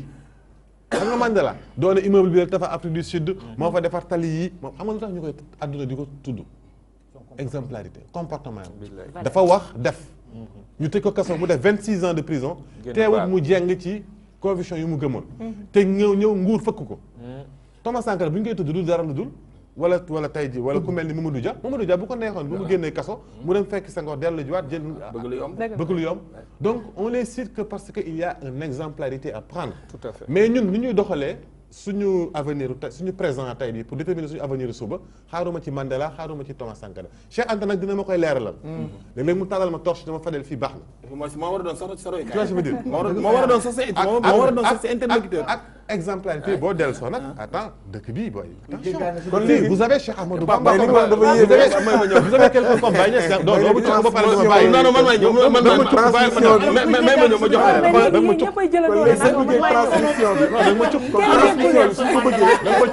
am na yoo xam ne Sénégal am nañ ko fi war nañ mën a jël mais international léegi ma ñëw ma dem non man ma tudd wax international benn affaire non attention c'est-à-dire que àdduna aussi léegi ma commencé tëj micro Fadel Barro tëj micro invité yaa ma invité de waaw la nga naan léegi man sax dama ma wax yéena ma wax beaucoup d'espace ci télé xam nga mais xam nga lii lu ma wax da ngay gis tey même da ngay gis tey suñu leaders yi bi ñuy dem avant élection yi am na ci ñaari leaders yoo xam ni dañuy système bi neexu leen muy politiciens yi ñii ñuy demee neexu leen mais pourtant système boobu ñu doon bañ ñoom léegi dugg nañ ci système bi parce que ànd nañoo ki nga xam ne ci système boobu ñu doon ŋaañ lañu bokk est-ce que yaa may dégg bu baax fi may waxee du ma tudd seen tur mais dañu doon wax système bi fi nekk politiciens yi boo leen ne sax politique ñu leen naan man du ma politicien système bi fi nekk laa fi bëgg a jële parce que nii ak nii ak nii mais tey ji bi ñuy demee ba dernier virage ku ci nekk ngay défendre say intérêt yow mi doon wax naa système bi neexuma ndax diw mi ni mu kii wëlbatiku nga dem ca fekk ca kooku maanaam yow la nga doon bañ démb yow yaa ngi ci léegi maanaam pour wane nii pour torche boobu ñu war di nital nit ki loo bañoon démb rek war nga ko bañ tey nit ki sa ngëm-ngëm boobu Mbaye Sène di wax ngëm-ngëm c'est personnel nit ku ne am nga loo gëm mais li nga moom ak li nga bokk ak nit ñi la donc ko war a xam mais boo demee ba ñett yooyu mënoo koo ràññee yow c'est nité moo des muy tëj dañuy dellu ci nité bi nit ki da nga war a nite am loo xam ne yow da nga naan lii kat du ma ko def am lii kat jomb naa ko jomb ak lu rus baatu jomb noo rus gis nga mbay rus am na fu mu yem rus am na limite mbay tey da ngay suma frère ma rus la su ma la gisul rek mën naa def mais su ma nee jomb naa Mbaye Sène di ma dégg ci lii wala di ma ci gis jomb baatu jomb mooy fi ngay tuddee tey di fa cité ay Cheikh Anta Diop di fa cité ay Kwame Nkrumah di fa cité ay ñeneen ak ñeneen moo tax mbay ni la am nañ ko fii tey bu ñu jëlee dama ci ginnaaw dans les années 1800 notre héros national Lat Dior bi muy dem dëkkale jaar Serigne Touba Serigne Touba ne ko toogal ma jox li li gën ñuy jàngal ci école yi moom ñooñu kenn du ci héros Sara daa mel ni histoire yi kon kii yaa ngi dégg te pourtant xam lan la Lat Dior toon Serigne Touba da ko ne Mbàkke sama kàddu raw na ba pare Kajoor ne nañ ma yow ba pare tey bu ñu nee ma yow rek kon mën a xoolal loolu mu leer yow fa ngay jëm da ngay dee mais sa kaddu nga sàmm c'est la parole donnée le reste léegi nag kaddu googu dafa mel ni léegi moom moo jeex ci réew mi li Pape Ousmane gis nga boo dee wax Valérie sax dañ naan kii ni mu tardé kii ni mu kaw-kawee kii ni mu tokke kii ni mu dooje maanaam lañ may yàq dafa mel ni léegi daal Sénégal man beneen Sénégal laa nekk quoi voilà non c'est malheureux gis nga si li mu wax nii ci laa bëgg a tibb dara rek xoolal gis nga notion yooyu nga xam ne moo xam nga espace public ak imaginaire yi parce que dëkk bi rek mooy imaginaire imaginaire yi mooy déterminer suñu comportement yi mais suñu imaginaire yi notion yooyu dafa réer xam nga mu baatu jomb léegi xale yi xamatuñu muy tekki jomb xamatuñ ko xamatuñu ko léegi xam nga lan mooy xew dóor waar même pas dóor waar sax dóor tu vois xoolal teg schéma ko noo ko amee rek baax na je veux dire alors que jomb du dara tey jii boo ko doon traduit ci français mooy éthique wala mooy scrupule te xam nga dañ naan première contre benn borom xam-xam ma ko wax mu ne première contre pouvoir homme public homme politique sax wax mooy man dama naan homme public mooy booy demee bay nekk ci askan bi di wax sa première contre pouvoir du kenn ku du yow même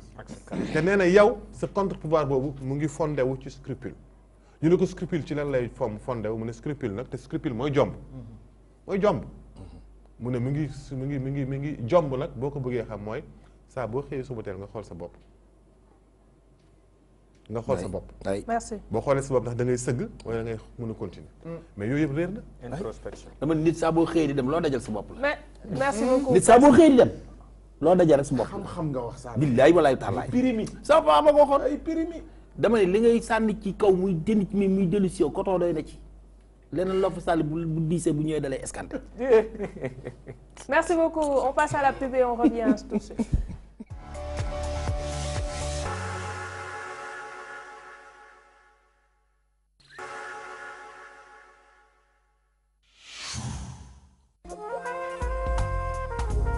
Les week-ends économiques du groupe Excaf Télécom reprennent avec beaucoup d'innovation. Retenez les dates du 8, 9 et 10 mars 2019 à la place de l'Obélisque. Facilitez le contact entre le producteur et le consommateur. Tel est notre créneau. Pour tout renseignement, appelez le 77 016 29 05, le 77 920 36 89 ou le 70 732 26 00. En bon leader, venez réaliser vos projets les plus ambitieux.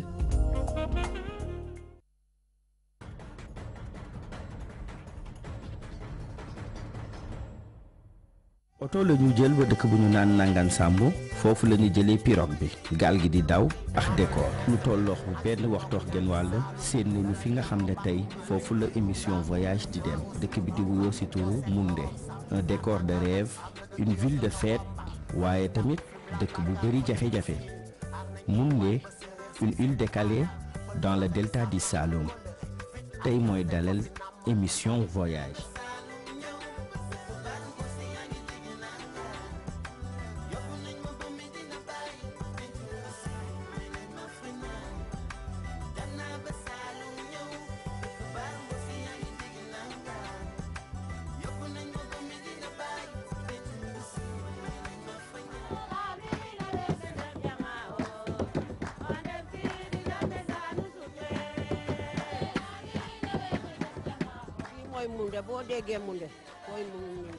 C'est le seul village si 19 yooyu bi nga xamante ne nous sommes autant pêcheurs qu'agriculteurs. garab yi fi nekk yëpp mënu nga leen yéeg quoi mais bii à chaque fois boo ko yéeg day gën a gudd.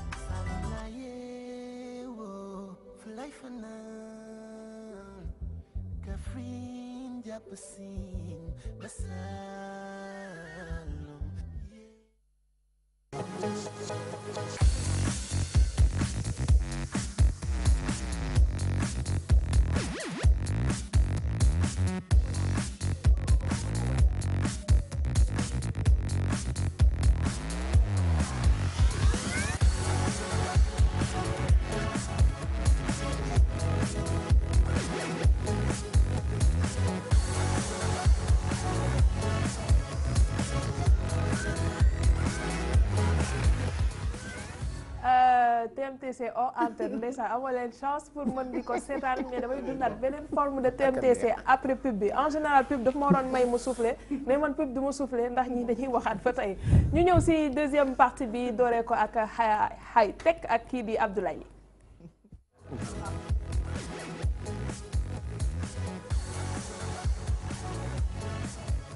Le berger de toi-même tu sais ñu ñëw ci acte bi Samsung Galaxy Fold. Le smartphone pliable en fait une réalité. Exactement semaine passée Samsung dañuy doon def genre keynote parce que keynote Apple moo ko moom c'est-à-dire dañuy génnee seen téléphone de haute gamme yi donc ci leen génnewee seen S10 bi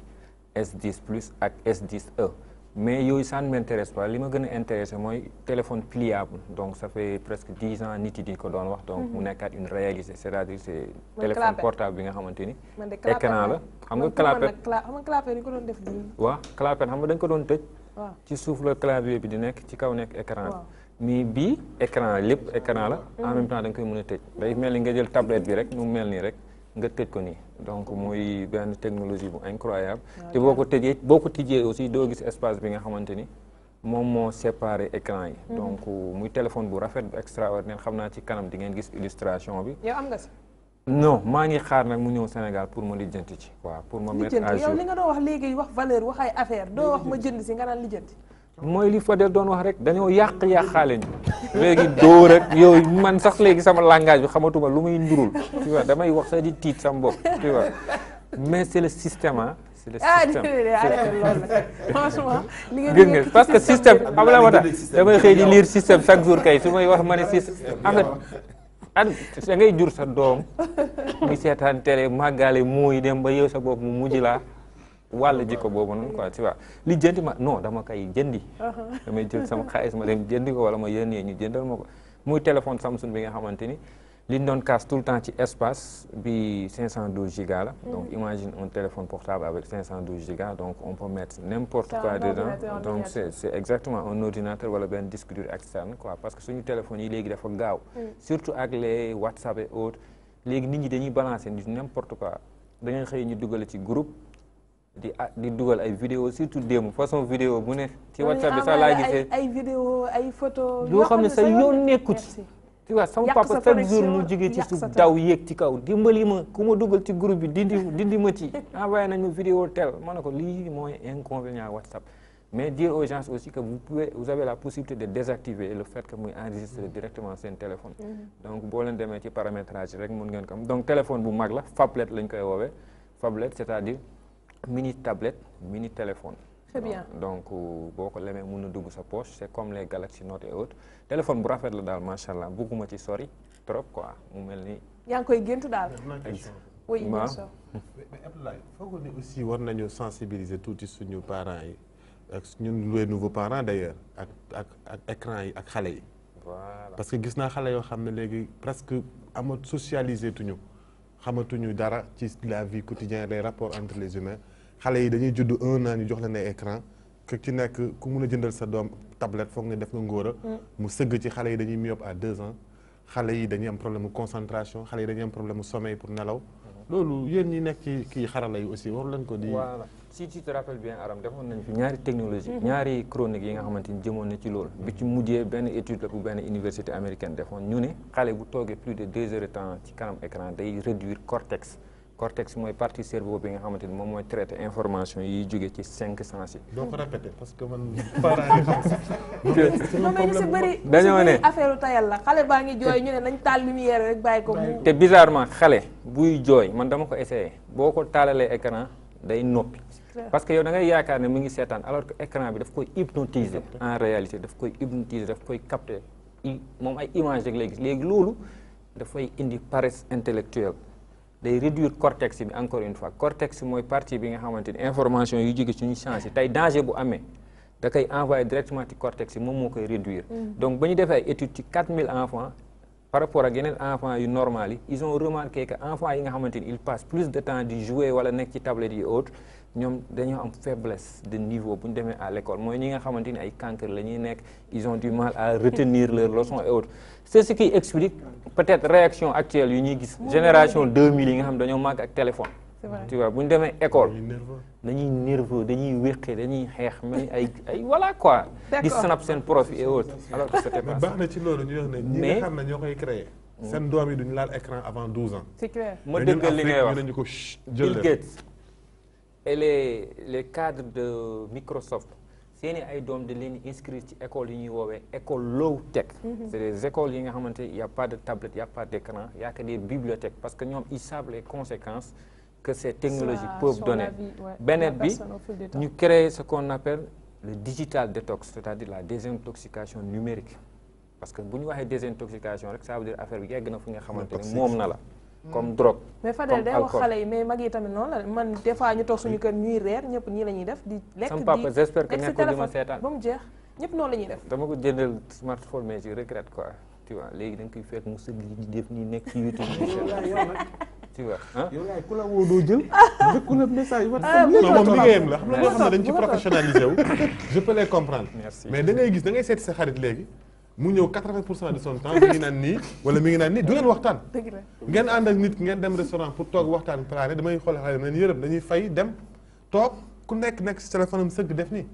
y a un problème. sa jabar xamuñ seen jamono sax dafa dem ba ci biir ménage yu bëri ñu ngi tas. manque de communication yi nekk ci kër yi la. manque de communication kër moom bu amul communication rek xol yi dootuñu bëggante. parce que su concentré benn affaire sax sa doom sax da nga koy day concentré nga ne Camille mën na papa ma ñëw. am na nu muy demee xale boo ko teelu corrigé ci loolu. bu ëllëgee boo ko nee balaa ngaa gis sax mu ñëw loolu lay màggaale ëllëg bu amee borom kër loolu lay tàmm. parce que li muy yàq moo ëpp li muy defar. xoolal xale kii la nu mu tudd nécessité la rek. mais du luxe. day jooy pour parce que bu ñu nangoo téléphone bi day jooy. ñu ngi noonu bu ñu ko joxee mu kii réew na tuju doogul. xale bu réew mais da nga koy joxal mais li nga xamul mooy que. li nga xamul mooy après. da koy rendre plus violent. boo waxee mu dóor mu nii mu naa mu nele alors que ñun bi ñu nekkee xale. d'accord nañ ne nañ seen télé. mais dafa amoon jamono télé. 6 heures da nga am heure xale. écran dafa xale da nga ko war a utal heure. xale da nga war a utal heure surtout week-end nga may ko benn 1 heure mu sand et puis da ngay xool xale mën nañu yërëm dañuy nekk ci YouTube affaire bi di def nii. yow sax si yaay ji xamatoo lu muy setaan. moom mooy dem di def ni di circuler seen dessin animé bu nekk mais yow ban choix nga am sa doom lan la war a xool. parce que boo amul choix wu sa éducation doom eh bien gars yi yaree ko noo xam ne bu màggee dépassé la. Abdoulaye dina si ñëwaat beneen jour ah Abdoulaye. avec plaisir pour waxaat si encore une fois parce que. avec plaisir. waaw parce que lii moom dañuy wax rek mais gis naa ko gisati ko et si je commence par moi xam naa ni. du ma ci am mais dëgg la dëgg la. mais Pape yow tamit si nga bokk. ci la bokk mais damay gis clip magum jëm. xale buy jooy ñu jox la téléphone wala jëndal naa ko téléphone kontaan yaakaar ni. ak grand yi sax paa yi da ngay xool nit dox ci mbedd mi ngi naan nii ci WhatsApp bi. xam moo ci gën a soof. bëgg a taxaw di dox. léeg-léeg nga bëgg nit. ñi dawal nag ñu doyee di nga ci gis. mooy chronique bi sax. si waaw chronique bi parce que jot nga si continuité la rek. comme sànq ñëwoon nañ ci sax début émission bi di wax la place des réseaux sociaux surtout ci scrutin bi nga xamante ne nii ci lañ ne. voilà pourquoi ma indi ko parce que ñun ñëpp sànq ku nekk prononcé wu ne ci quoi parce que gis nañ ne réseaux sociaux yi c'est un monde à part démb dafa bëri polémique tey ma xëy publier ne il faut savoir qu'il y a deux mondes au Sénégal il y a deux Sénégal en réalité il y a le Sénégal virtuel et le Sénégal réel donc faut pas que ñu focaliser ci résultat wu virtuel yi rek parce que foofu y a pas de contrôle tu vois par exemple tey ni CNRA amee ci monde réel bi amee wu ko ci internet bi ci réseaux sociaux yi tey réseaux sociaux li ci gën a grave mooy ku ci nekk yow yaay sa directeur de programme bopp xam nga tey jii ci télé bi tu ne peux pas te permettre aram ngay def lu la neex parce que télé bi dafa am ligne éditoriale bu ñu war a respecter mënuma fee toog ma saaga parce que permettre uñ ma ko mais réseaux sociaux su ma neexee ma saaga kan mooy toog ne diw amoo droit saaga à part ñoom Pape Ousmane ñooy xëy woo ma ne ma booy waroo bindilee autre mais foofu lay yem looloo tax dérive yu bari beneen bi ci topp mooy sénégalais c'est un public non averti sur l'utilisation des réseaux sociaux des téléphones WhatsApp da ngay gis borom saret yor fasam di caw di audio man loolu maa ngi gis naa ñang waa naa fi ma tooñ séeréer yi autre nga ne mais kii est-ce que xam nga bi dawal tu vois te yow li sëñ bi waxoon keroog benn taat mënut a war ñaari fas waaw Modou Mbacké Niang moo ko waxoon tu vois c'est exactement ce qui se fait tey jii li ci gën a garaaw mooy dafa am candidat yi nga xamante ni dañoo accès woon seen communication ci réseaux sociaux daa am solo waaw xaaral ma wax la non comme digital ak réseaux sociaux du benn gis nga comme digital dafa am nit yu jàng ñu leen di woowee ay community manager ñu am ba pare ngay am tey waaw merci CM ñu am diplôme ay social media manager ñu wax leen comment communiquer sur les réseaux sociaux bokkul ak par exemple benn aram bu découvrir téléphone en 2018 xëy di bind lu ko neex di ko dugal ci internet bi tey jii waaw léegi ma Abdoulaye mën naa laaj benn affaire ñun léeg-léeg comme ñu paree ni émission nii bu digg da ngay dem ñu dagg ci benn affaire dugal ko boo yéegalee commentaire yi da nga gis ku la jàpp di la saaga mais ñooñu di saaga baate mënuñu leen a jàpp man am na ci koo xam ne soxla naa ko trop nan laa def ko jàpp ko quoi leen de naa la xamal kay wax la alaaji lu lay noppal ci affaire waa ji daf may da koy baal sama doom dama naa leen bu leen xoole ci kii ku yàlla yebal la sama. xoolal en tout cas ñaar fii ci plateau bi ñaar ñu fi gën a sonn. Mbaye Sène Ousmane ak Alaaji. ñoom ñetti moom damay gis ci YouTube li amul lu ñu leen dul yàq. mais c'est quoi le secret? faut pas lire les commentaires. man en 2017 dafa am site bu ma doon dem di def ay chroniques yu tudd 5 minutes de vérité mais façon saaga ndey mu ne dañ ma ko doon saaga. ba moo bàyyee di lire comment jàpp. non munoo leen jàpp. mun nga leen. parce que waa ji li ma jaaxal day bind burgi ba fay. waa ji ne burgi ba fay lu. mais am na ñuy tudd kaani nangam am na ñuy tudd roof. loolu mu Alaaji bul yàq. léegi nag encore une fois il ne faut pas. il faut pas se fier aux résultats yi ñuy gis ci réseaux sociaux yi parce que tey jii c'est de bonne guerre ñi ànd ak Benno Bokk Yaakaar dañuy publier seen ay résultats sortis de nulle part ñi ànd ak opposition bi dañuy publier seen ay résultats sortant de nulle part te tey dëkk yu bëri tàkk nañ fi à cause des réseaux sociaux printemps arabe lan moo ko indi benn message bu ñu partagé à travers les réseaux sociaux yi gars yi génn créer problème Rwanda rajo moo ko taal. Donc il faut que ñu éviter même discours yi ñuy wax pulaar pël vote régionaliste et autres lépp ci réseaux sociaux yi la commencé. boo seetloo lan moo tax tey man ma ñee ñi nga xamante ni ñoo nekk ci dëkk rural yi. ñoom dañuy dund paisiblement su ma demee mission laa koy xam je me dis que ñii de yàlla may na leen. dund sans téléphone nu mu neexee. alors que nous sommes devenus des zombies. sans téléphone bi mu fi amee ma ñëw di ko Père Sala mu may wax ay transfert d'argent daa moom mu fay téléphone. Sala sax moo ñu tani parce que man comme transfert d'argent la ciy gis. alhamdulilah mais ñun ñi nga xam dañuy xëy. defuñu nee na jour tabaski nee na waa ji nekk na ci kii bi kàmbar di sinaf. maa gis loolu tam xam nga loolu c'est. Abdoulaye foog nga daaneel nga bàyyi li ngay def bu doon fi raconté àdduna bi yëpp sa àdduna. léegi fi may daanelee mooy gis nga boo génnee suñu mbedd mi ni mu mel. waaw noonu la suñu réseaux sociaux yi mel. boo demee Danemark Norvège ni seen mbedd yi correcté nit yi ni ñuy dawalee ñoom seen réseaux sociaux noonu la mel donc lépp dafay dépendre encore une fois ci di ko nit yi nu ñu mel société bi nu mu mel rek noonu la réseaux sociaux yi génnee nu ñu doon dundee nii daan yàgg nañ koo dundee mais lii dafa ñëw feeñal ko dafa ñëw wane sénégalais ay jëw ay yooyu moo ko neex donc il faut que ñu réduire jëw wax le sensationnel bañ na ba tey Fadel su ma daggoon benn partie Simon bañ defee émission bi parti ban lañ dagg bi jabar ji mere. waaw Simon wax na fi li nga xamante ni moo ëpp importance 450 millions de fois loolu. mais loolu la Sénégalais yi jël partagé ko dagg ko ñëpp di ko seetaan. na fi Fadel saaga léegi suba ñu dagg. non damay joxe exemple. dañ ciy joué de am na ñoo xam ne dañ ciy joué. am na ñoo xam ne des gens qui savent l'utiliser dañ ciy joué bu ñu bëggee jàllale message ñu xool nu ñu koy kiiyee ba pour après mu mais li man li ma bëggoon a si vous me permettez. en quelques secondes. non si Père Sala laa bëggoon rassurer xam nga. ñii saaga ci réseau yi da ngay jàpp rek ne boo dajee ak yow ñoom duñ la saaga. jamais de la vie. léegi bu ci dee moom saaga dinaa. loolu man loolu damay xeex ak yow damay xool li ça me fait rire. ñu jàll ci actualité sportive ak président Mbaye Sène.